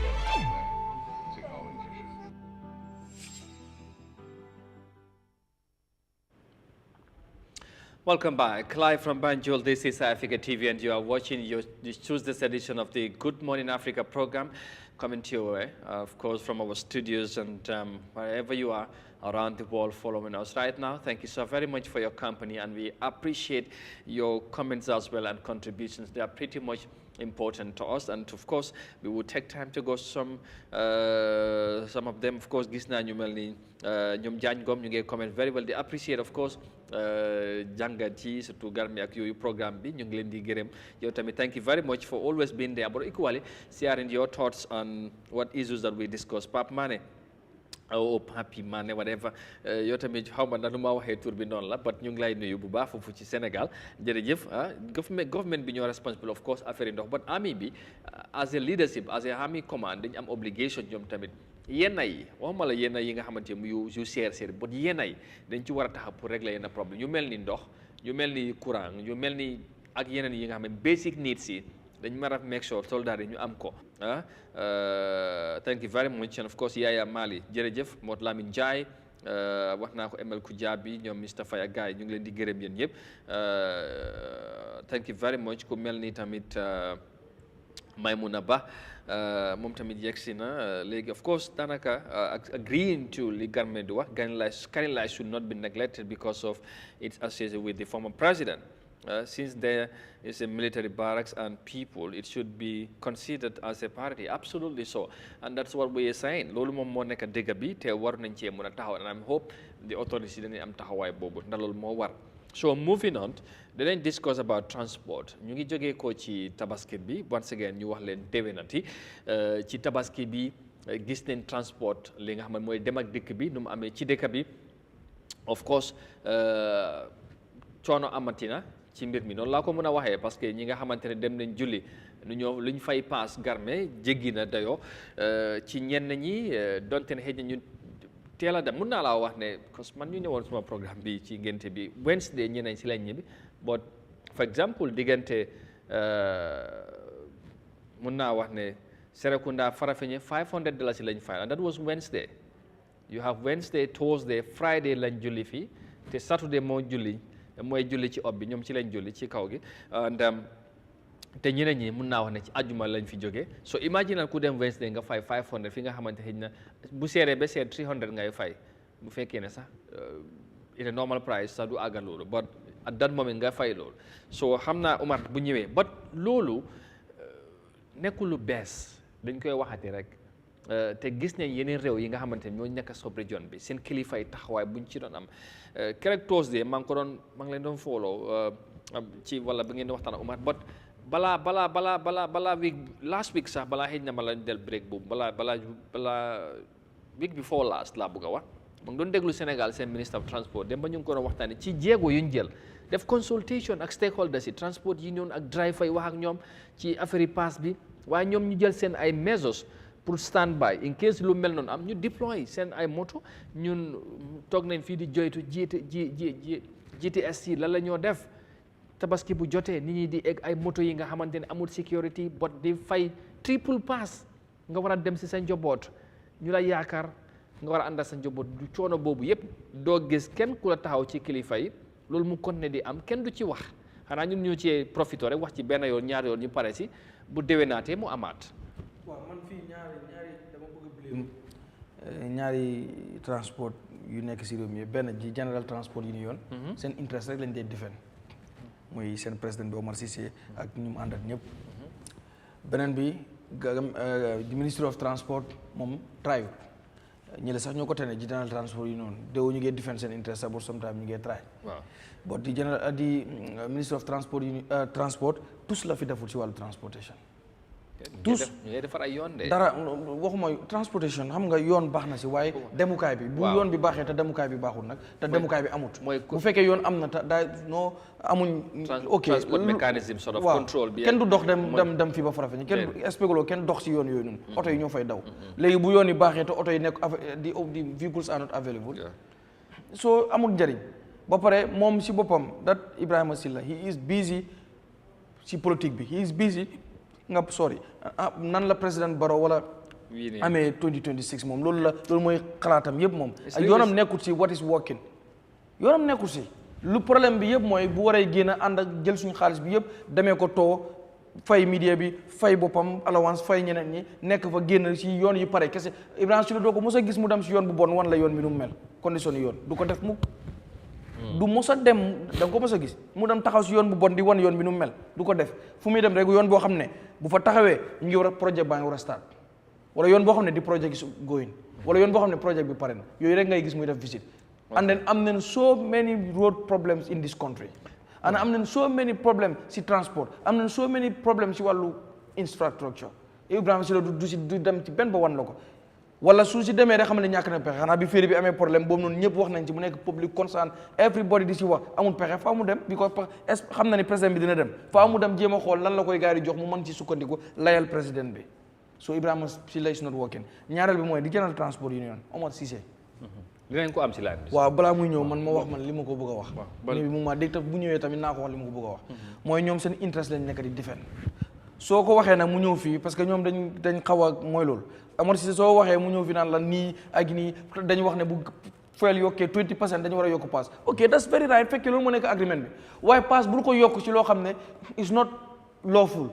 pass soo ko yokk ko si loo xam ne da ngeen waxtaan yéen ñu ko séq ngeen def ko waaye bul toog rek A and B si ñu decide ne dañu war a yokk pass tey loolu kenn waru ko ba pare bu fekkee ne dañ am scarcity of vehicles wala cars nga bëgg a profiter foofu yokku pass du yoon pass soo ko bëgg a yokk amul dañ ko war a teg si sarta di argument mooy ñoom driver lu ñoo wax bu ñooy dem dañuy epp waaye bu ñoo ñib si daanaka MP la ñu taxaw fa bu ñu amee lu ñu yëpp ñu ñëw non buñ ko defee dañoo wax ne nit ñi dañuy soona parce que soo demee ak loolu aw man mu doon loo xam ne da ngeen am li nga xam ne mooy consensus ñëpp d'accord si ngeen def ko waa xam nga yokk pass even soo leen sooy waxtaane ngeen invite di consumer kii nii ñuy teewal consommateurs protection alliance ñu leen di yool doonte ka ñoon sax duñ jëriñuñ consommateurs tous waaye nga boole leen si rek at least ñu xam ne wax ñëpp dañ leen waaye yokku pass bi ñu yokku nii non loolu laa bii teguñ ko fen non xam nga Omar Cissé daf ne di président dafay wax mu ne bii moom dafa ëpp dafa jéggi dayoo waaw diggante Nema Johnson ak Coast Road $15 lañ koo fayeeku te pass bi $12 la xaw ma $10 waaye $15 lañ koo def Westfield ba fële am na ñu koo def léegi $30 am na sometimes ñu ko dee yóbbu ba $50 fii ba Westfield loolu dafa léegi ok ñoom drivers yi dañ dee complain ne nguur gi dafa war a yërëm wala nguur gi dafa war a yërëm askan wi ñoom drivers ñu ngi dee complain loolu waaye yow yërëmuloo yow ñi nga war a yëpp te ñoo gis nga nguur gu ne wala président bu ne si société bi lay jógee nu société boobu mel noonu la président bi nu mel société bi dafa am ñu si soxor dañuy jël advantage ci lu ñu dee nekk moo xam téelo bi la moo xam ñu si bari dañ soxor dañ dee soxorante ci loo nga xam ne loolu moo nekk seen ba ci transport ci côté time julli soo léegi ñaareel bi yaa ngi wax Sénégal lu ñu jël xam nga Sénégal seen ministre of transport bi lu mu def dafa ñëw fekk drivers yi mooy seen General Transport Union bi ñuy def lu leen neex mu ñëw ne leen nañ def nii gars yi bañ waxuma buy this year de last year El Malick Ndiaye moo fa nekkoon mu ne ok no problème li mu def mooy dafa génne boss yëpp teg leen ci tali ñëpp la génne ñu teg ci tali bi and then those people they were affected very badly moo tax this time ñu nangu pour waxtaan this time waxtaan nañ ñu collaborate waaye suñu bañaatoon tamit li ñu defoon daaw la ñoo defaat so this time why not ministre bi deful ko waaye suñu oto yi xam nga lu ñu ko dee jëriñ mooy jël yëpp ci ay xar yuy NPP di maye yëpp ci ay xar yuy ministres yi maye pour yóbbul ko ñi ñu ko war a may loolu kese waaye ma gis ko man dama la nekk di man si télé laa nekk di waxee xam naa loolu lañ nekk di si def dañ génne oto yi bu waxuma rek ñu génne ko sax occasionally dañ koy génne every time but rawatina nag mbiru julli bu jotee nit ñi war a génn xam nga ne julli bu jotee xoolal Gambia Ferry Service ren job bi nga xam ne def nañ ko they did a very good job this year to be honest faaw ñu comment leen waaye why not nag Minister of Transport def ko ci wàllu transport bi nga xam ne moo nekk si suuf si and they don't communicate they seems to not bother doo gis ministre bi doo gis kenn ci transport bi génn di check dem ñemeeku nit ñi seen jafe-jafe man I see this in other countries I wonder why are our leaders ana suñ kilifa people responsible te lii is not something new and of course soo waxee dafay jéem a mere the president of the General Transport Union Omar moom ñooñu mun nañu di ay union te ñoom seen interest la ñoo fight we should understand that but dafa am ñi nga xamante sometimes no I know what you are saying sometimes nag ñoom dañ dee selfish ñoom ñu dee fight against the Ministry of Transport man ànd naa si that's true waaye ñoom tamit sometimes nañoo bàyyi xel ñi nga xam ne ñoom ñooy de dugg si oto yi dañ leen dee bàyyi xel di yokku paas yi for what reason di dog-dogee paas léeg-léeg sax suñu yokkul paas yi dañ ko dee yokkee si dañ dee am stratégie bu ñu dee play ñu ne Coast Road Kunkujang amul garage boo ñëwee ba Kunkujang ñu ne léegi Wellingara ñu ñëwaatee ba Wellingara ñu ne acca léegi Latrikunda waaye loolu tamit dañ ko attribute to lack of garage lack of what garage amul ci dëkk waaye bu amul lack of garage sax sa waaye li fi amagum nga mën a jàll ko nga jàppalaay ñi nga xam ne parce que tey at the end of the day ñen ñoo dee sofar nekkul General Transport Union because Omar mi ngi amee otoom drivers yi ñu ngi amee seen oto xam nga at the end of the day ñoo ñoo dee sonn but Omar daf laa wax ne daf laa wax ne moom ay mbokkam danañ they are commuters dem na dañoo travel nit ñi ñeneen ñi ak yeneen driver tamit noonu lañ dee sonne ak yooyu xëy na loolu nag ñoom seen argument la ak nuñ ko gisee ci kii among di ñoom statement buñ génnee Gambia Transport Union ci li tax na li am key challenges include because they don't respond to the public concern regarding recent fare increase so am na lu bari li ñu wax but comme xama Omar nañ ko am ci laan bi xadi buñ ko mënee am rek ñu try ko ñu dugal ko ci laan bi ñu dégg la la ñoo indi but in the meantime ñu ne the challenges facing the road transport sector are not new of course especially luy xew ci affaire tabaski bi wala julli moom it's not something new lii moom yàgg naa xew gisuñ ci dara li gaay nekk di def pour régler every year nit ñi di soofa pour dem tabaski yow li nga war a am at lu ndaw nga war a cee fay paas tuuti loo yóbbaale nga mun ci dimbale sa famille tamit nga jël loolu yëpp dugal ko ci paas loolu tamit da ngay waaru doo gis gaay def dara mu ne di challenge okay are not new ne these long standing issues have been building for decades due to systematic neglect since Gambia's independence in 1965 and the formation of the GTU in 2019, we observed that the sector has lacked foundational structures necessary for effective regulation and service delivery. Now, key challenges include one, lack of designated commercial garages. Manko wax legi, right? So, in details, since in 1965, there has been only one official designated garage in the Gambia. That is the garage in Brikama. Most of the other garages are pocket garages spread around the country. This has significantly hampered the ability to regulate and organize the sector properly. And who you would blame for this? And now, Mom, dina ñëw jox ñu response to this. And two, the absence of legal and regulatory framework is another one when you highlight, giving some details as to lan moo tax. Okay, there are currently no comprehensive transport laws or regulations specifically governing commercial road transport operations. This legal vacuum limits enforcement and accountability. And the third challenge they have outlined is outdated official tariff structure. Outdated. That means something though, and they have details it, but for rising cost of living and inflation. So, that's another one. And these are the four key challenges they have outlined. And talking about okay, let me just read the two because they are not long. The outdated official tariff structure. The current official transport fares do not reflect the prevailing operational cost. Rising cost of fuel, vehicle maintenance, and spare parts exacerbated by global inflation are making it unsustainable for drivers to operate at the exit tariffs. So meaning they might be obliged or forced to increase fares as they may want. That might be something you can drive from this. And fourth one be more rising cost of living and inflation. Like all citizens, our drivers are affected by inflation. This is the transport union speaking. They have families to feed, vehicles to maintain, and other responsibilities directly impacted by the economic situation in the country. So these are the issues that they are highlighting, probably as per the reason why the drivers are doing or taking advantage of such periods to augment the prices as they may wish,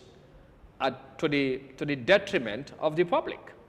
And so the question is what the authorities are doing to remedy, some of these concerns they have raised or the challenges faced by the public. Year in, year out, it's the same old story, same thing. No apparent attempt to regulate or to bring solutions or answers to some of these issues,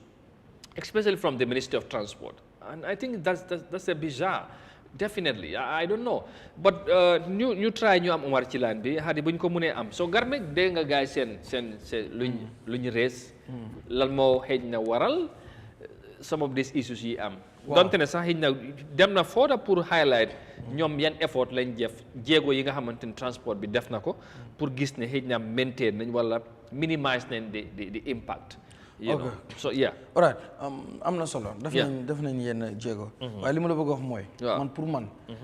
li ñu fi wax ni yëpp man pour man justify wu lu tax ñuy war a yokk paas ñàkk ko teg si yoon réew mi réewu yoon la. ci mbiru transport moom moo wax ne. dañ dee waxtaan ñoom ak stakeholders yi bu ñu ko war a yokk lu ñu dee war a waxtaan la ñoom ñoo dee draft nan lañ bëgg a yokkee paas bu ñu àggee ñoom ñëw draft ko together waxtaanee ko together suñ ci waxtaanee ba pare nag at the end of the day ñu doog a publish pour communities yi wala public bi ñu mën a gis li nga xam ne mooy fare yi different pass yi ci across the country so loolu bu amee nga toog fii ba di yokk paas ci nu mu la neexee heure bu mu la neexee nga ko yokkee ci nu mu la neexee nga ko dee defee soo yooyu noonu nekkul loo xam ne lu ñu war a def la man li ma ñaawlu mooy effort yu General Transport Union di def man appreciate naa ko dañ dee def effort yoo xam ne to be honest bari na ñu ko dee gis waaye tamit sooy wax dëgg yàlla te yàlla tax mooy ñoom tamit sometimes dañ ci dee boole loo xam ne selfishness parce que ñoom lu leen xuri ñoom lu leen wokk rek ñu génn taxaw ci mbedd mi daf seen strike bañ a dawal bañ a nangam yëpp at the end of the day muy government bi muy General Transport xam nga tamit nit ki léeg-léeg da nga war a sacrifice yenn yi bul ne lépp lu nga bëgg rek dafa war a mën a am parce que askan wi lépp lu ñu bëgg yëpp mënuñ ko am waaye yow tamit bul wax ne as a union lépp lu nga bëgg rek dafa war a am non muntu demee noonu so faaw nga sacrifice sometime waxuma ne nekkuñ di sacrifice waaye sometimes luñ dee boole ci mbir mi dafay rax tey ma wax la benn affaire condition yi ñu fi wax ni yëpp su amoon yëpp mu dajaloo am garage bu ñoo wax everything government bi provide ko wallahi du tax bu julli jotee ñu yokk paas ñenn ci ñoom ñu ci bari ñu ci bari ñu ci ëpp sax because of amul benn garage booy dem tey si garage ñu amas ko néew amuñ garage waaye am nañ non xaaral am même ma daaneel fii am nañ garage yu bari mais bi ni ñu ko bëggee amee guñ ko garage bi war naa gën a yaatu nangam wala mu gën a bari waaye garage boo dem dañ la wax ne yokk nañ paas ñii daw biir combo yokku nañ paas yaa ngi wax ñu war a dem ñu dem ci kaw gi rek pour julli yokku paas bi dafa affecté sa bu ñu nekk ci biir fii ci Greater Banjul area bi fii ñu war a dem Banjul ñu war a dem Serekunda ñu war a dem Westfield dañ day yokku paas all yii yëpp suñu leen ko tegalee dinañ yokku paas ñii ñoo nekk ñoo xam ne tamit jëluñ Gambia at heart gis nga nit ki balaa ngaa wax xam nga balaa ngaa wax ne mën nañoo mel noonu ndax tamit amul ñu war a taxaw pour wan ne bu fekkee ne fii ngeen bugg a jaar li mooy yoon bi fii ngeen mën a jaar mooy suñ kilifa yi taxaw wane temm ne duñ leen seetaan ñu def lu leen neex waaye seen kilifa gi Omar Cissé moom tamit non xam naa maa ngi ñëw foofu man balaa maa ñëw si government bi Amadou General Transport Union faa ñu blame leen we cannot blame the government alone General Transport Union faa ñu blame leen Omar Cissé si la bokk Omar na wax ak ñi tamit dëgg Omar na leen wax dëgg that is the nu mu koy waxee sax loolu mooy di bottom line Omar na wax nit tamit dëgg noot mu leen dee topp rek si lu gars yi lu ñu bëgg boo waxee mu naan ñoom laa fi nekkal ñoom laa nekk di jaamu non without the commuters Omar ak gars mi duñ fi am tous so Omar dafa war a consider ñooñu and Omar nekkul di def Omar always boo koy gis dafa defend ñi nga xam ne ñooy di General Transport Union always my drivers ok sometimes defend leen but sometimes wax leen dëgg wax leen ne leen li ngeen di def is not right what you people are doing is not right, and it's not right. Amadou Kanté, it's not right. di yokku pass am nu la neexee man waxuma bu ñu yokku pass but nañ ko teg si yoon moom last time bi mu fi ñëwee woon dafa wax loolu ma ne ko man bañu ma ne because moom moo ko wax moom moo xam lañ waxante what was the agreement ak yooyu mooy xaw ma def ne 20% bu fekkee dafa yokku si fuel dañu war a yokk li nga xam ne mooy pass ok mu ne yokku na yokkuwaat na alright waaye léegi da ngeen ko waxtaanee woon delluwaat leen foofu ne yokku nangama naa bu boobu loolu bind leen statement ngeen won ko ñëpp wax ak askan waxuma statement kese Omar ok he is media friendly ku ko invite dafay dem that is true nga wax li fa nekk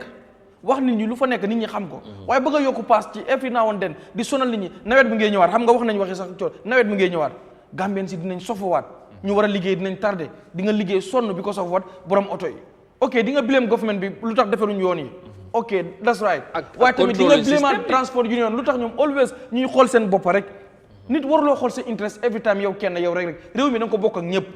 soo bokkee penc mi ñëpp da nga war a xool sa interest waaye sa interest bul fexe nga lor keneen tamit Amadou Kanté non loolu soo léegi nag nga jógee foofu nga ñëw si government bi waaw léegi loolu c'est good ak yow and of course danañ appreciate but léegi nañ ko xool tamit ci bis ci beneen système beneen side bi transport union they are union and if you know union ñoom lan la ñoo liggéey union in anywhere around the world ñoom seen interest moo leen itti loolu la leen di xeex seen membership that's their role and for one reason or the other mun nga accept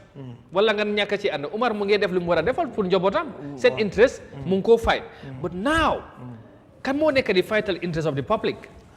waaw government moo war a def loolu am man foofu mooy suma problème gan fekk yaa ngi def la xam nga dañ doon wax ne time boobu ñu ngi wax ne Gambie Sénégal président Macky Sall président Barrow nii ñoom ñoo gën a am interest ñu ne Macky Sall ak Sénégal ñoom seen interest lañ nekk di xeex and they were doing what they supposed to do as a country so lan moo stop ñun ñu waroon a def negotiate what we deserve pour am suñu interest that's our own thing so léegi bu amee ki nga xamante ne mu ngi xëcc pour interest dafa am ki nga xamante ne moo fa war a taxawal for the majority mooy ne lii ngeen bugga waaye lii mënta nekk lii moo mun a am parce que lii la lu wax lii moo mun a dox lii la yoon wax bu boobaa nga am taxawaay boobu assez kilifa xam nga man foofu mooy suma problème war am nga union union bi nga wax ni yëpp lan moo ko war a lal mooy dëggu ak nga ñu doon ay patriotic citizens ok bu fekkee yaa ngi fight sa interest tamit waaye don't be selfish man bañu ma kenn mu fight interest am waaye don't be selfish mooy like yaa ngi fight sa interest always you are thinking of yourself nan nga war a mën a amee lii nan nga war a génnee si lii waaye xalaatuloo ñeneen ñi ok government bi dafa war a def rôle am but bu leen fàtte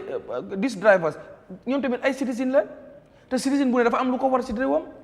mooy réew mu jag citizen yëpp ñoo war a jël seen loxo teg ko ci taabal ji pour réew mi dem ci kanam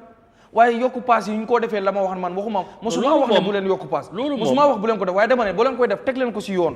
nga xam ne dafay doon loo leen waxtaane ba kenn du ko mën a teggi waaye toog rek mu neex la rek yow nga def ko booy Omar Cissé ak ñeneen ñi dañ dee toog moo xam wax nañ ko public waxuñ ko dañ dee dem moom mi jàmbat na fi xar bu seer ci because of CFA kenn contrôle ko baana ñu lay defee nu la neex comme ni ko ñoom it ñu ko defee ok kon bu la neexee wéccukati CFA bu la neexee ñoom te ñu defend seen interest as a union ne dañ ko war a yokk because of lii ak lii ak lii du loolu bu fekkee ku nekk da nga form union defend sa boppa government bi ok moom mooy waajur ñëpp moom moo boot ñëpp moom moo war a fexe always muy regulate moom moo war a fexe always muy indi dal si yu mën a xew moom tamit dañ ko dul baax man government bi blame naa ko 100% si lu xew nii because of war nañ cee indi mën a indi solution Faraba always gars yi ngay complain mooy ñu fa nekk students yi nekkul students rek bi ko ñoo gën ñeneen ñi nga xam ne ñu ay students waaye ñu ngi complain waaye ak ñeneen so GTSC waaw ñooñu foofu mu ñooñu tamit ñu ne they are private entity though they are not under government waaw kan bu boos yi ku ko dee jënd ku dee jënd boos yi de moom président Barrow waaw dama bëgg la ku dee jënd boos yi loolu ay private entity tous government bi mooy ka fa nekk directeur noonu government moo ko appoint ñoom ñoo ko government su ko bëggoon a dismiss daf koo dismiss si government la bokk waaye léegi man moto yi ñoo jël bi ko paak ci période boobu noonu bu président bi di génnee dañ dee génnee yenn oto mu yóbbu ñuy dem meeting campagne bu président di def yenn boos yi dañ dee dem suy def too boos yi dañ dee dem président bi fuy génn duñ am shortage of vehicles duñ ko dee am lépp loo xam ne bëgg nañ ko ñoom dañ ko dee président bi daf leen dee alaaw pour ñoom ñu mën koo pour ñu boos yi dañ dee génn pour satisfy président bi président fu mu dee dem too boos yi dañ dee génn leneen lu xew boos yi dañ dee génn boos yi lu tax ñu ko bëgg ko fa paak noonu de for what reason boos yi dafa war a génn liggéey nit ñi gis ci seen bopp Amadou man daal li ma xam ba xam mooy ñaari mbir la General Transport Union bokk nañ ci ok belewuma leen jëluma lépp ma teg ko seen kaw waaye am na yu xew yoo xam ne ñoom ñoo tax muy xew sa doom da nga koy yar sa doom da nga koy wax dëgg sa doom nekkul lépp lu mu bëgg rek mu am ko nekkul sa doom fu mu jooyee rek nga ne moo am dëgg non sometimes drivers yi léeg-léeg nga gis ba pare ñaar yow yaa ngi gis kii drivers yi ci ñu nekk ci kaw tali bi nuñ dee doxale sometimes dañ dee doxale indiscipline bi sax dafa bari yooyu yëpp duñ ko dee wax indiscipline bi dafa bari seen oto yi sometimes duñ ko toppatoo belt yi ñu dee takk nii sax is just there pour police bi gis ko waaye belt yi sax baaxul moo tax man police sometimes dama leen dee blame naka ngay gisee ku takk belt boo xam ne belt bi baaxul what is the essence of pour nit mu takk seat belt waaw loolu moom lan mooy the essence ndax dañ ko def fo si seeko bu police bi gisee ne yaa ngi ko wékko rek man sometimes su ma yéegee si kanam oto nga ne ma takkal belt su ma gisee ne kiiw dama laa wax ne ma wàcc si ginnaaw sama ma ko gënal ma takk seat belt boo xam ne bu fekkee da ngeen wax ne daf ma war a prevent fekkee in case bu accident amee daf ma war a prevent loolu daf ma seat belt boo xam ne yaa ngi ko takk fu nekk loolu mën na maa jàppale war a mën na maa dimbale soo yëpp li ñu war a xool waaye li fii nii li nga xam ne mooy farata ji daal mooy mbiru pass issue bi nga xam ne nit ñi jafe-jafe mooy nekk at hand man daal li ma si mën a wax mooy nañ delluwaat ci drawing board bi muy ñoom ñëpp stakeholders yëpp General Transport Union Gambia Ministry of Transport ñu toog GTSU seen autorités ñu toog ñii teewal ñi nga xam ne ñooy consommateurs yi ñoom tamit ñu toog ñu waxtaan jéem a xool nan la ñu indee man waxuma temporary solution de but at least ñu indi a very lasting solution ci problème bi nga xam ne ñu ngi ko yàgg di dund ci wàllu transport for decades yoo xam ne Gambia mu ngi dund loolu ci transport nekkul rek yoon yu bon kese du yoon yu bon rek waaye am na yeneen yu si ne faaw jikko yi ñu soppi ko bu ñu bëggee yoon loolu moom xam naa ne jikko yi moom man when I was much younger time bu ma déggee président Jammeh di wax ne Gambia we need attitudinal change every statement dama ko doon dégg mu ko wax lu bari man I wonder what this attitudinal change is all about time moo dem school sax di xam ba dékkate yoo mooy jikko yi nit ñi foog ñu jéem a tëj bu fekkee dañ bugg a dem te loolu nag c'est problem but we are talking about transport and I'm happy to say joining us on the line now is Omar Ceesay, President of the Gambia Transport Union. ñu gën koo xamee Balla président ñu ngi lay nuyu bu baax naka suba si. Assalamualaikum warahmatullahi wabarakatuh. Waaleykum salaam wa rahmatullah and thank you very much ci ni ñu joine ci laan bi yaa ngi ñoo fekk ci diggi waxtaan bi ñu waroon naa teel a jot waaye xam naa ne léegoo-léegi mbiri téléphone yi ak yooyu but ñu ngi lay jaajëfal bu baax bugg a xam rek gis nañ bataaxal bi ngeen génnee ci pour répondre ci concerns yi nga xamante ne xëy na dégg ngeen ko Gambien si di ko joytu li aju ci wàllu ni ñu yokkee pass bi ci wàllum wala ci période tabaski bi surtout am na ñenn driver yi dañ double pass yi ñenn sax dañoo dem bañ foog ne sax dañ koo triple nu ñoo caajee nit ñi seen bagage mu seer nit ñi di jàmbat te lii nekkul lu bees ci réew mi seen statement bi yaa ngi koo wax lu yàgga la en tant que ku jiite secteur bi nga xamante ne moom mooy yore wàllu transport ci réew mi ci taxe bi am yes yaa ngi maa dégg It's not clear. Oh kon ok balaa may laajte kon suma laajte bi xadi buñ mu ne jéem a dugalaat ko rek mu dégg bu baax li ma ko laaj because bugga na ok hello Prezi Yeah, Amadou. yaa ngi maa dégg léegi bu baax very good all right li ma bëgg a wax mooy ci wàllum transport bi nii askan bi di joytoo génnee ngeen bataaxal pour dal di leeral li nga xamante ne mooy jafe-jafe yi ñu dund ci tabaski bi pass bu yokku am na yenn driver yi wax naa ko léegi dañoo double wala triple pass bi ci pour dem julli bi rek jëm ngeen cee indi tontu ci bataaxal bi ngeen génnee mooy press release bi but as the president lan nga ñu mën a waxal ci li nga xamante ne mooy li nekk di xew mu yàgg di xew nekkul lu bees at bu nekk buñ tolloo fii jàmbat bi dafay bari waaye gisuñ ci benn saafara. jërëjëf Amadou di nuyu staff am ñu def Eyeafrica TV. di nuyu sa collègue panéliste yi di nuyu Gambian yëpp di la wan ne Eid Mubarak. di la ñaan yàlla jàmm ñu fekkee déwén ak at yu bari bari. di jégalu tamit koo xamante ne am na trop si waxtu bi before during and after of Tabaski ku ci am ay trop jiitu yu level o our human suñ personal yi dinaa jégalu xam ne du suñ coobare du suñ bëgg nag te loolu is beyond our control comme askan wi ñu doon joytu muy mbiri Tabaski mbiri paas bi yokkute bi concerne la si GTU nañ dégg nañ seen joytu yi dégg nañ seen ñaxtu yi incha allah most of those issues are noted dinañ génn ci bataaxal wax na ci some issue yoo xam ne ni moo dee walal mbir bi neexuñu but loolu mooy facts boo saa facts so but dinañ continuer with the stakeholders make sure ne lii naka la ko mel ne at least suñ ko mënut jeexal sax mun a wàññeeku moo tax since Korité juli Tabaski jiitu yoon dina make sure ne mun a déployer staff to support with their regional offices and other stakeholders ñu make sure ne jëm ak ñu mën a yomba ba dëgg concern na challenge la loo xam ne ni ñun ñëpp neexuñu ba loolu mooy dëgg loolu mu lu am so I think the press release bu ñu génnee wane na some justifications loo xam ne ni moo di waral mbir bi amaana war na mën a am ba dëgg loolu mooy issue bi. all right léegi li nga wax am na solo but léegi li am nii jot nga cee indile but yéen seen taxawaay Omar hello yaa ngi maa dégg léegi right all right waaw ok xam naa ne line bi la but li ma bëgg a wax mooy yéen seen taxawaay jot nga cee wax tuuti bëgg naa nga gën a cee élaborer parce que yéen seen taxawaay ci mbir mi mooy yow yes hello wow I think we need to reconnect him again déggante bi baaxul war nañoo mun a déggante bu baax you know yeah parce que su dul loolu du neex yes hello Omar ok yeah li ma doon wax rek président bu fekkee yaa ngi maa dégg bu baax mooy yéen seen taxawaay ci mbir mi pour régler problème bi wala lan ban taxawaay ngeen ci def parce que tamit léegi gars yi dañ wax ne driver yi seen interest trop ngeen di toppa ci période bi ni ji bu fekkee ne nit ñi soxla nañ daanaka duñ gis ngeen taxaw am taxawaay bi nga xamante ne da ngeen di dimbale nit ñi lan nga ban tontu nga mun a indi ci yu mel noonu pour nga leeralal askan bi xam ne mbir mi tamit métti na loo ba am na li nga xamante ne wax ngeen ne xëy na la moo tax loolu lu mel ni di am.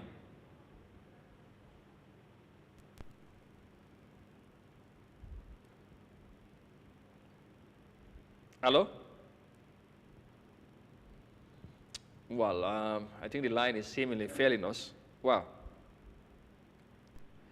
We're not having the best of connection today. Well, I think we need to re-establish the connection again. Try pour amaat ko Omar Cissé moom la ñoo jéem a waxtaanal président bu Gambia Transport Union li aju ci wàllu paas yi séer rek ak lii ñoom seen taxawaay wala réaction ci mbir mi waaye dafa mel ni line bi jotuta wala leeragoon yes hello Président yaa lu ma doon wax mooy dégg nañ jooytu askan bi su ne askan bi ñu ngi ci askan bi la bokk ok we are all affected directly or indirectly but nekkul ne lii mbiri pass du commencé bu ñu nekkoon xale sax fekk na ko ba kii effort bu ñu nekk def mooy soo ko di member before julli sax even at least 5 days before julli you try to inform people lan lañ war a def ak lan mooy seen responsibilities because this is the responsibility of everyone moo tax ñu ne wane nit ñi nañ teel a prepare seen jolli because moo tax bi daal lu dee xew mooy if the demand is more than supplier dina kese pour nga control the prices that's it loolu dëgg la mais soo seetee the day 2 days before the julli the demand is more than supplier the nature of the traffic has been changed automatically. So these are factors that is going to affect the operation of the drivers. So GT you try to inform the public earlier. Lan la wara def.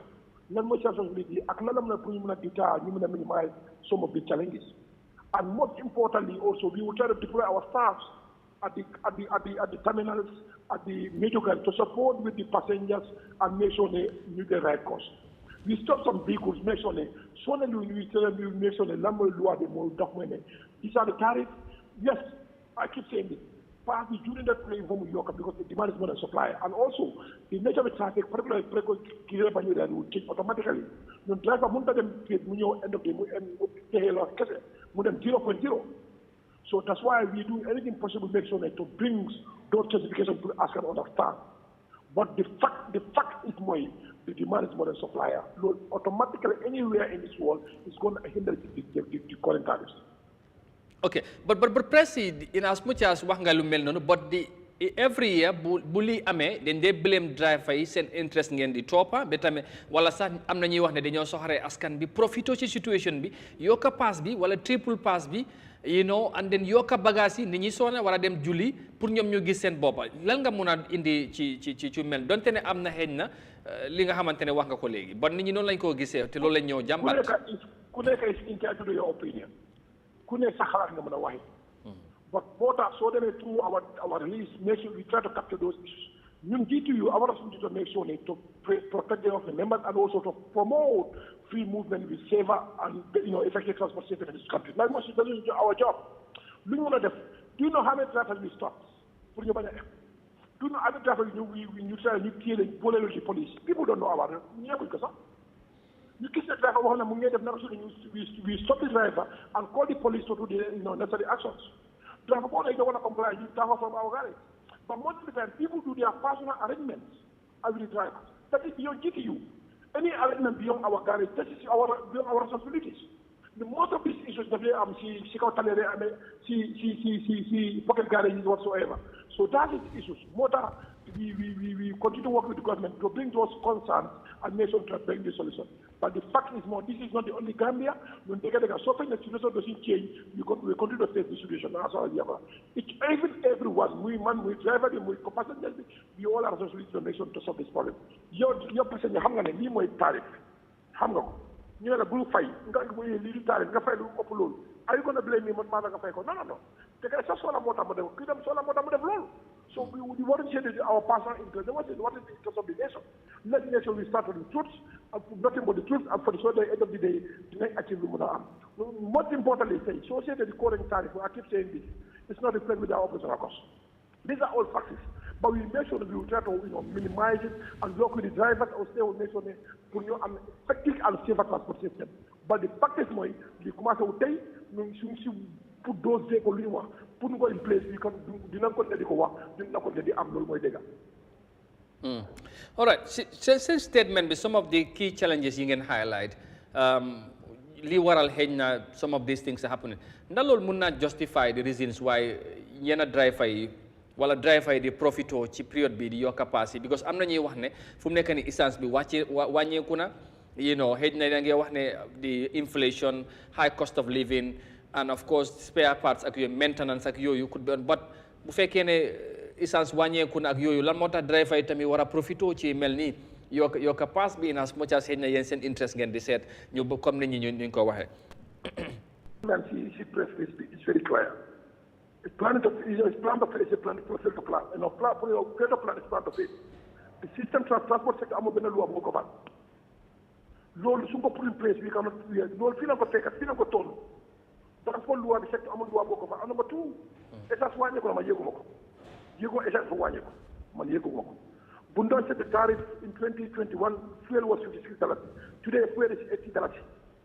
Su wàññeeku man yëguma ko. There is spare parts. You all know. You have motor maintenance. They know what I mean. What is the maintenance cost now? Go to inflation. Go to the market. Drivers, they have a family to feed. They have other facilities. At the end of the day, send fast in any file that you use to accommodate some of those issues in your face. So then try to bring those stuff together. Never the past, collect them, go collect it from you guys already. Them get a deal with sale bobo. Them get a caspa with sale bobo. Them get school fees with sale bobo. We have a family to feed. These are inflation affecting all of us. We are all crying because we are all facing India globally. So these are factors. So go to the market, even our normal market. Hana pass like more yoku. Mala yoku fi. Do yoku. It's hard for yoku. Yep, you're going to get a driver. End of the day, should pass it. They need those issues to not be permanent. These are things inflation affecting all of us. We as a GTU make sure that we take a regular order. We not make sure that to start with the people, make sure that we take a lower but in I'm sure doing camouflage maybe doing what we want extend the reality, number the face situation and what can we do to solve the issues. I'm not your role, I'm not your role, I'm not your role. It's not about blaming, it's about what can we do to change the issues as Gambia we are belong to. Because these issues is not commercial today, no should go suffer today. Let me continue. Man, I'm going to truck, Julie. This year was that is very minimal. Extra camion, Julie, man, them not going to show. Them Amadio, some go there. But now we start changing because the most important aspect about safety aspect. Mean problem you're gonna focus to the nation at least These are the past 2 years, you live too close with the police and other stakeholders, actually one year. But these are issues on the African transport sector. Couldn't have their own opinion, disagree or not agree, but these are factors. We're going to work with the government and the stakeholders, make sure that we bring the solution on these issues. All right. Maybe one last thing to conclude with. I know as a union, you are doing you're taking your stand pour leeral yeen seen position on this, you know, comme ni nga highlighted léegi li tax xëy na li am but as ni ngeen ko mentionné si seen statement bi is a long standing issue luñ ci mën a jàpp mooy wala luñ ci mën a dégg mooy li yàgg la as the president of the Gambia Transport Union, what do you think lan nga foog ne loolu lañ mën a def pour régler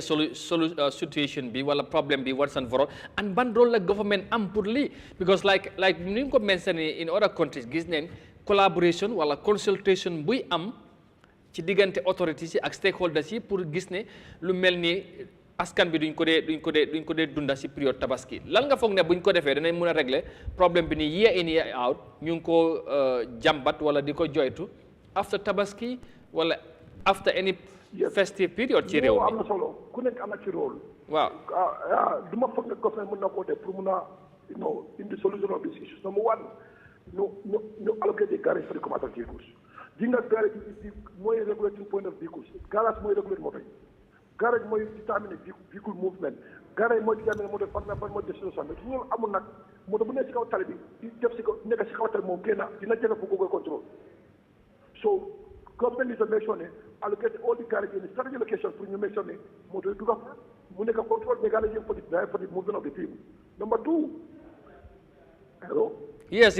Manglade, go ahead. Number two, government also did the work nation. We currently review the Motor Traffic Act for you to standardize with the current realities. Because the laws you make a sector doesn't govern us, it's not tally with the reality. And also come to regulations. This does make system that we need it to regulate the people. Because need to go by system correct, you don't make a better to no control. We gradually whosoever. So these are the things and also new tariff, make sure that the official tariff will now reflect with our operational costs. Let me inform you about it. Gambia is the lowest passenger transport fee in the West Africa. Gambia. Kuma ready, you can bring justification. Gambia is the lowest transport cost in West Africa.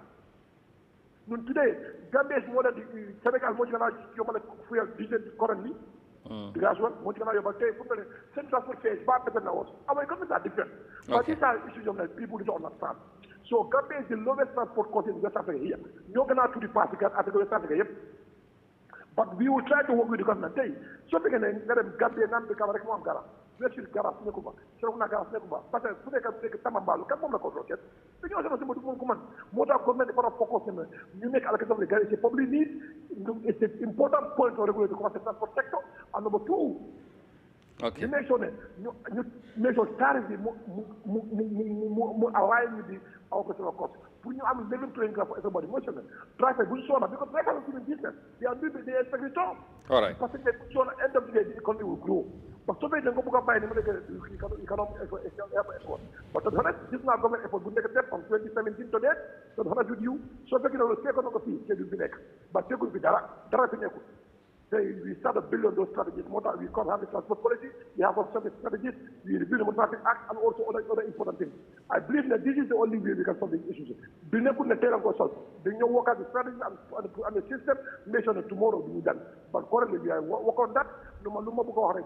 make a case issue and learn more the solution. Inshallah, our door is open. We are working with the government and bring our opinion, our ideas, including committees, make sure that things will go accordingly. Okay. All right. Thank you, Prezi. Thank you. And I know we will continue waxtaan bi. We'll keep talking about this because dañ bëgg a gis ne next year inshallah God willing bu ñu yàlla may ñu fekkee ak jàmm lu mel nii bu fekkee duñ ko mën a saafara bu at least mu wàññeeku because lii dafa yàgga te I think there should be a way out. Thank you very much for your time and I hope we'll have more time pour mun a discuss about this and other issues related to transport in the country. Thank you very much for your time. Omar Cissé President Gambia Transport Union moom lañ doon jokkoo loolu li aju ci li ñuy waxtaanee ci yëfi pass bi Garmi dégg nga ko ci lum tontu daanaka dafa gën a dëgëral taxawaay wala kaddu yi nga xamante ne wax nañ ko ci statement bi jàpp na ne daal li nga xamante ne li waral mbir mi wax na ko ak kii na tamit duñ mun a contrôle lépp li nga xamante ne moom moo ci am ñeneen ñi basically dañoo def lu leen ne ba pare ñàkk am garage bi indiwaat na ko because su fekkee ne ku nekk fi la neex ngay taxaw nga ebee fa nit ñaa ngi bari mun ngaa def lu la neex amul kenn ki la wax ne li ngay def foo ko teg wala doo ko def bu boobaa nit ñi mun nañoo profité ci situation bi te nit dafa buggee bu gisee fu moo jëlee advantage of any situation dana ko def at the expense of the public so loolee gis mu yàgga am ba léegi mu ngay continuer di am and again you beg the question mooy lan mooy taxawaay bi pour régler solution bi wala lan lañ mën a def pour mu gis ne lii jëlee nañ ko fi. waaw problème moom kenn du ko régler si mer kenn du ko régler si di wax rek. waaw di waxee xol di mer loolu duñ ko régler problème nuñ ko régler mooy nga taxaw find solution man fi nga xamee ne moom am very disappointed with the General Transport Union mooy si seen statement bi. Statement ba mu jeex. nga ma lu ma doon expect mooy force. ñoom publicly ñu condemn some of the drivers xam nga not all am na ñoo xam ne they are very good drivers. yoo xam ne dañoo liggéey seen liggéey sometimes suñu gisee ku yokku paas ñoom ñoo la day ñëw ñu tere la. waaye am na ñoo xam ne dañu ci profité te drivers nga leen mën a call doo leen mën a wax ñun mënuñoo toog fi ne kii moo bokk si union bi kii bokkut si union bi bon ñun drivers buñ gis xamuñ kii moo si bokk ak kële moo si bokk waaye paas yokku te am na ñu bokk si union bi si ñoo xam ne sax yu si ñu doon yokku paas ci leen bokk. soo léegi lu mën a am mooy condemnal ñooñu not like rek comme gis nañ leen boole nañ leen kii soo ndax isumal statement condemn ko. ci li am ci lu am ne lii ñaawlu nañ ko wartu am. ok soo gisee nag mu am mooy government bi wala autorité si war nañoo am lii ak lii lañ moo xam ne moom lañ nekk di dund comme yaa ngi wax ne wax nañ waxi garage ku nekk fu la neex nga dee taxaw garage amul dëgg la am nañ problème mu garage ci réew that's very true. ok government bi war na leen allocater laan bu baax boo xam ne dinañ am ay garage because transport dafa am solo ci réew boo gis mu développe number one réew lu ko war a mën a lu koy développal transport ci la bokk. ndax boo demee ci réew mu demin ba mu metti doo fa bëgg a demaat. even tourisme yi pour ñu attract leen ñu ñëw transport bi daf ci bokk so bu ñu amul a very good transportation du am problème maa ngi gis ñeneen ñuy wax ne ok nañ leen xalaat gaz dafa seer nangam dafa seer man mosuma wax ne drivers yi bu ñu yokku paas waxuma ko dama ne bu ñu yokku paas ci seen coobaree bopp maanaam toog rek benn bis rek xëy décide yokku paas man loolu laa wax bul ko def parce que tey jii ok seen président bi wax na ko Mr Cissé mu ne yokku nañ paas nekkul paas rek moo seer fii gars yi ñu ngi complain lépp lu seer gars yi dañu ko rek complain nekkul paas rek ceeb bi gars yi complain nañ ko xar gars yi complain nañ ko lu fi seer gars yi complain nañ ko nekkul paas rek lépp lañ nekk di complain soo problème bi mooy may ma moo ñëw tey président Barrow bi ñu ko waxee mbiru corruption lu mu wax daf fi yàgg dañ na ko ñun laajuñ la ndax daf fi yàgg lan mooy sa solution Omar Cissé laajuñ ko lan moo yokku ak lan moo yokkut as the president of Gambia General Transport Union lan la union bi def pour paas ñoo yokk te teguñ ko ci yoon ñu bàyyi ko waxuma bu ñu yokku paas waaye su ñoo yokku paas na tege ci yoon ndax xamal lu ma wax dafa leer Amadou waxuma bu kenn yokku paas man waxuma loolu man awma si benn man awma doole bi sa ne kii bu mu yokk wala yokku waaye am naa sañ-sañ wax sama opinion my opinion is kenn waruñoo yokku paas ci nu mu leen neexee toog rek xëy ne Banjul fii nii la déedéet man dama ne lépp luñ ciy def nañ ko decide as a union boole si ñi ñu ci war a seqal ndax yokku paas nekkul general union bi moom moo koy decide. of course lo mais stakeholders very good so kon nag buñ ko yokku si nu mu leen neexee. waaw loolu la yokka bi nag Garmi soo xoolee léegi dafa am lu ko dee waral. waaw li ko waral noonu laa wax. li ko waral gars yi propose nañ ci ay solution ak yooyu. very good government bi ñu war a taxaw ba gis ne loolu. waaw waaye solution boo gis loolu moom moo ci ñoom tamit dañu war a gis nga exemple. waaw man foofu. waaw man li ma bëgg a wax xam nga man sama opinion laay wax. man nit mënu maa wax loo man lu ma bëgg a wax. waaye li ma bëgg a wax mooy government bi am nañ ci full responsibility pour union bi bu ñëwee ne lii mooy problème bi ok why not government bi ñoom tamit ñu xool problème boobu noonu ñu try to find a solution ci problème yooyu suñu mënut a solve yëpp at least ñu solve yenn yi nga xam ne mën nañu koo solve ci dardar gi yi nga xam ne maybe long term plan la ñu jéem a xool nan lañ koy setulee. est-ce que jàpp nga ne problème bu mel ni luñ mën a régler la kon. nii waaw non mënut a nekk fekk xam nga lu tax du mën a nekk. xam nga mënut a nekk. waaw government bi nekkuluñ fi askan wi General Transport Union ñoom seen union bi rek leen keeya ku nekk sa bopp nga keeya government bi la keeya nu muy xare. wala mooy government bi pour nit ñi government kon ñoom jàppewuñ ko noonu di definition of government. government bi nekkuñ di ko dundee noonu. government is di xalaal di literal meaning of government laa wax. for the government waaw loolu laa wax loolu das xam nga loolu lañ ñu ko jàngale. waaw but government bi nekkuñ di ko ab government bi mooy for President Barrow for the ministers and for the directors. only ñoom kese la seen yoon nekkul si. kon ñun wi fan lañ jëm. mooy sonn moo tax ma ne la xam nga at the end of the day ñan ñooy victimes yi mooy di consommateurs. the consumers are the victims always ñoom la kenn nobody is there to fight for them nobody union bi moom union am la tal yeah but loolu rek am nañ ci right government bi am nañ ci right am nañ ci right ministres yi ak government family yu am nañ ay mbokk yu nekk commuters am nañ comme ni ko driver yi amee comme ni ko transport union amee comme ni ko directors yi amee comme yow ni nga ko amee ak ma amee ko ak ñeneen dañoo wax ne ñoom tamit seen mbokk yi dañoo waaw loolu lañ la dee wax rek waaye xalaatuñ gis nga problème bi mooy bi nekkuñ di xalaat di consomers dañoo nekk di wax lu rek koo si wax tey ministre bi soo ko fi indi woon lu mu lay wax am naa yaay yuy kii man mi victime la man mi mus naa def lii man mus naa yéeg ci oto mun naa def yooyu yëpp dañ la koo wax yooyu yëpp dañ la ko wax waaye seen close relate ni ñu ko wax sax association nekkuñ di sonn ñoom ci seen bopp nekk di sonn. I always said to myself ne su ma gisee minister of transport nga egg sa moto bu cool yaa ngi dem Banjul every day wala yaa ngi dem sa office fu mu munta nekk nga romba nit ñi di struggle di buuxante sa moto sa réflexion li mu war a man maay su ma taxawaay su ma liggéey mooy war a fexe lii ma jëlee ko fi nit ñi every day ñuy xew ñu tase xale school yi Westfield Bartes nga dem Jimpex nga gis ñaa ngi taxaw si naaj bu tàng di buuxante moto mu taw mu naaj nga dem Costa Road nga dem Latrikunda loolu ngay gis on daily so man pour man loolu mu war a lii lan la ñu war a def ba régler problème boobu ba loolu la nga gis ne muy continuer di am rek yow doo si gis sàkk fi xalaat nga pour ñu jéem a indi solution so xam naa ne time bi daanaka jeex na I have very interesting comments ci le film di nuyu ñëpp ñuy seetaan Aisha Sissoko Aisha jërëjëf mu ngi seetaan all the way from UK suma tooma and of course ñoom jaañ ñoom comment nañ very interesting comment Pape mu ne they are all politicking now no serious okay readable work so that we can write a readable comment please okay am na solo anyway thank you very much waaw doy na waar interesting comments you know ñu bari tamit ñu ngi agree of course ci li ngay wax nit ñi tamit seen jikko ak nu ñoo jëlee profito nit ñi daal ci yenn situation yi you know loolu tamit beneen la all right transport system bi daal foog ñu seetaat ko Rugi I told you again and again that public transport should not be privatized only taxi service should be privatizing public transport hurts citizens more than anything else definitely loolu moom yàgg nga ko wax kii Modou Amadou di Gambia really have transport union of course we do mu ne for me we have money making union complaint union and blaming union please let them work together for the goodness of the citizens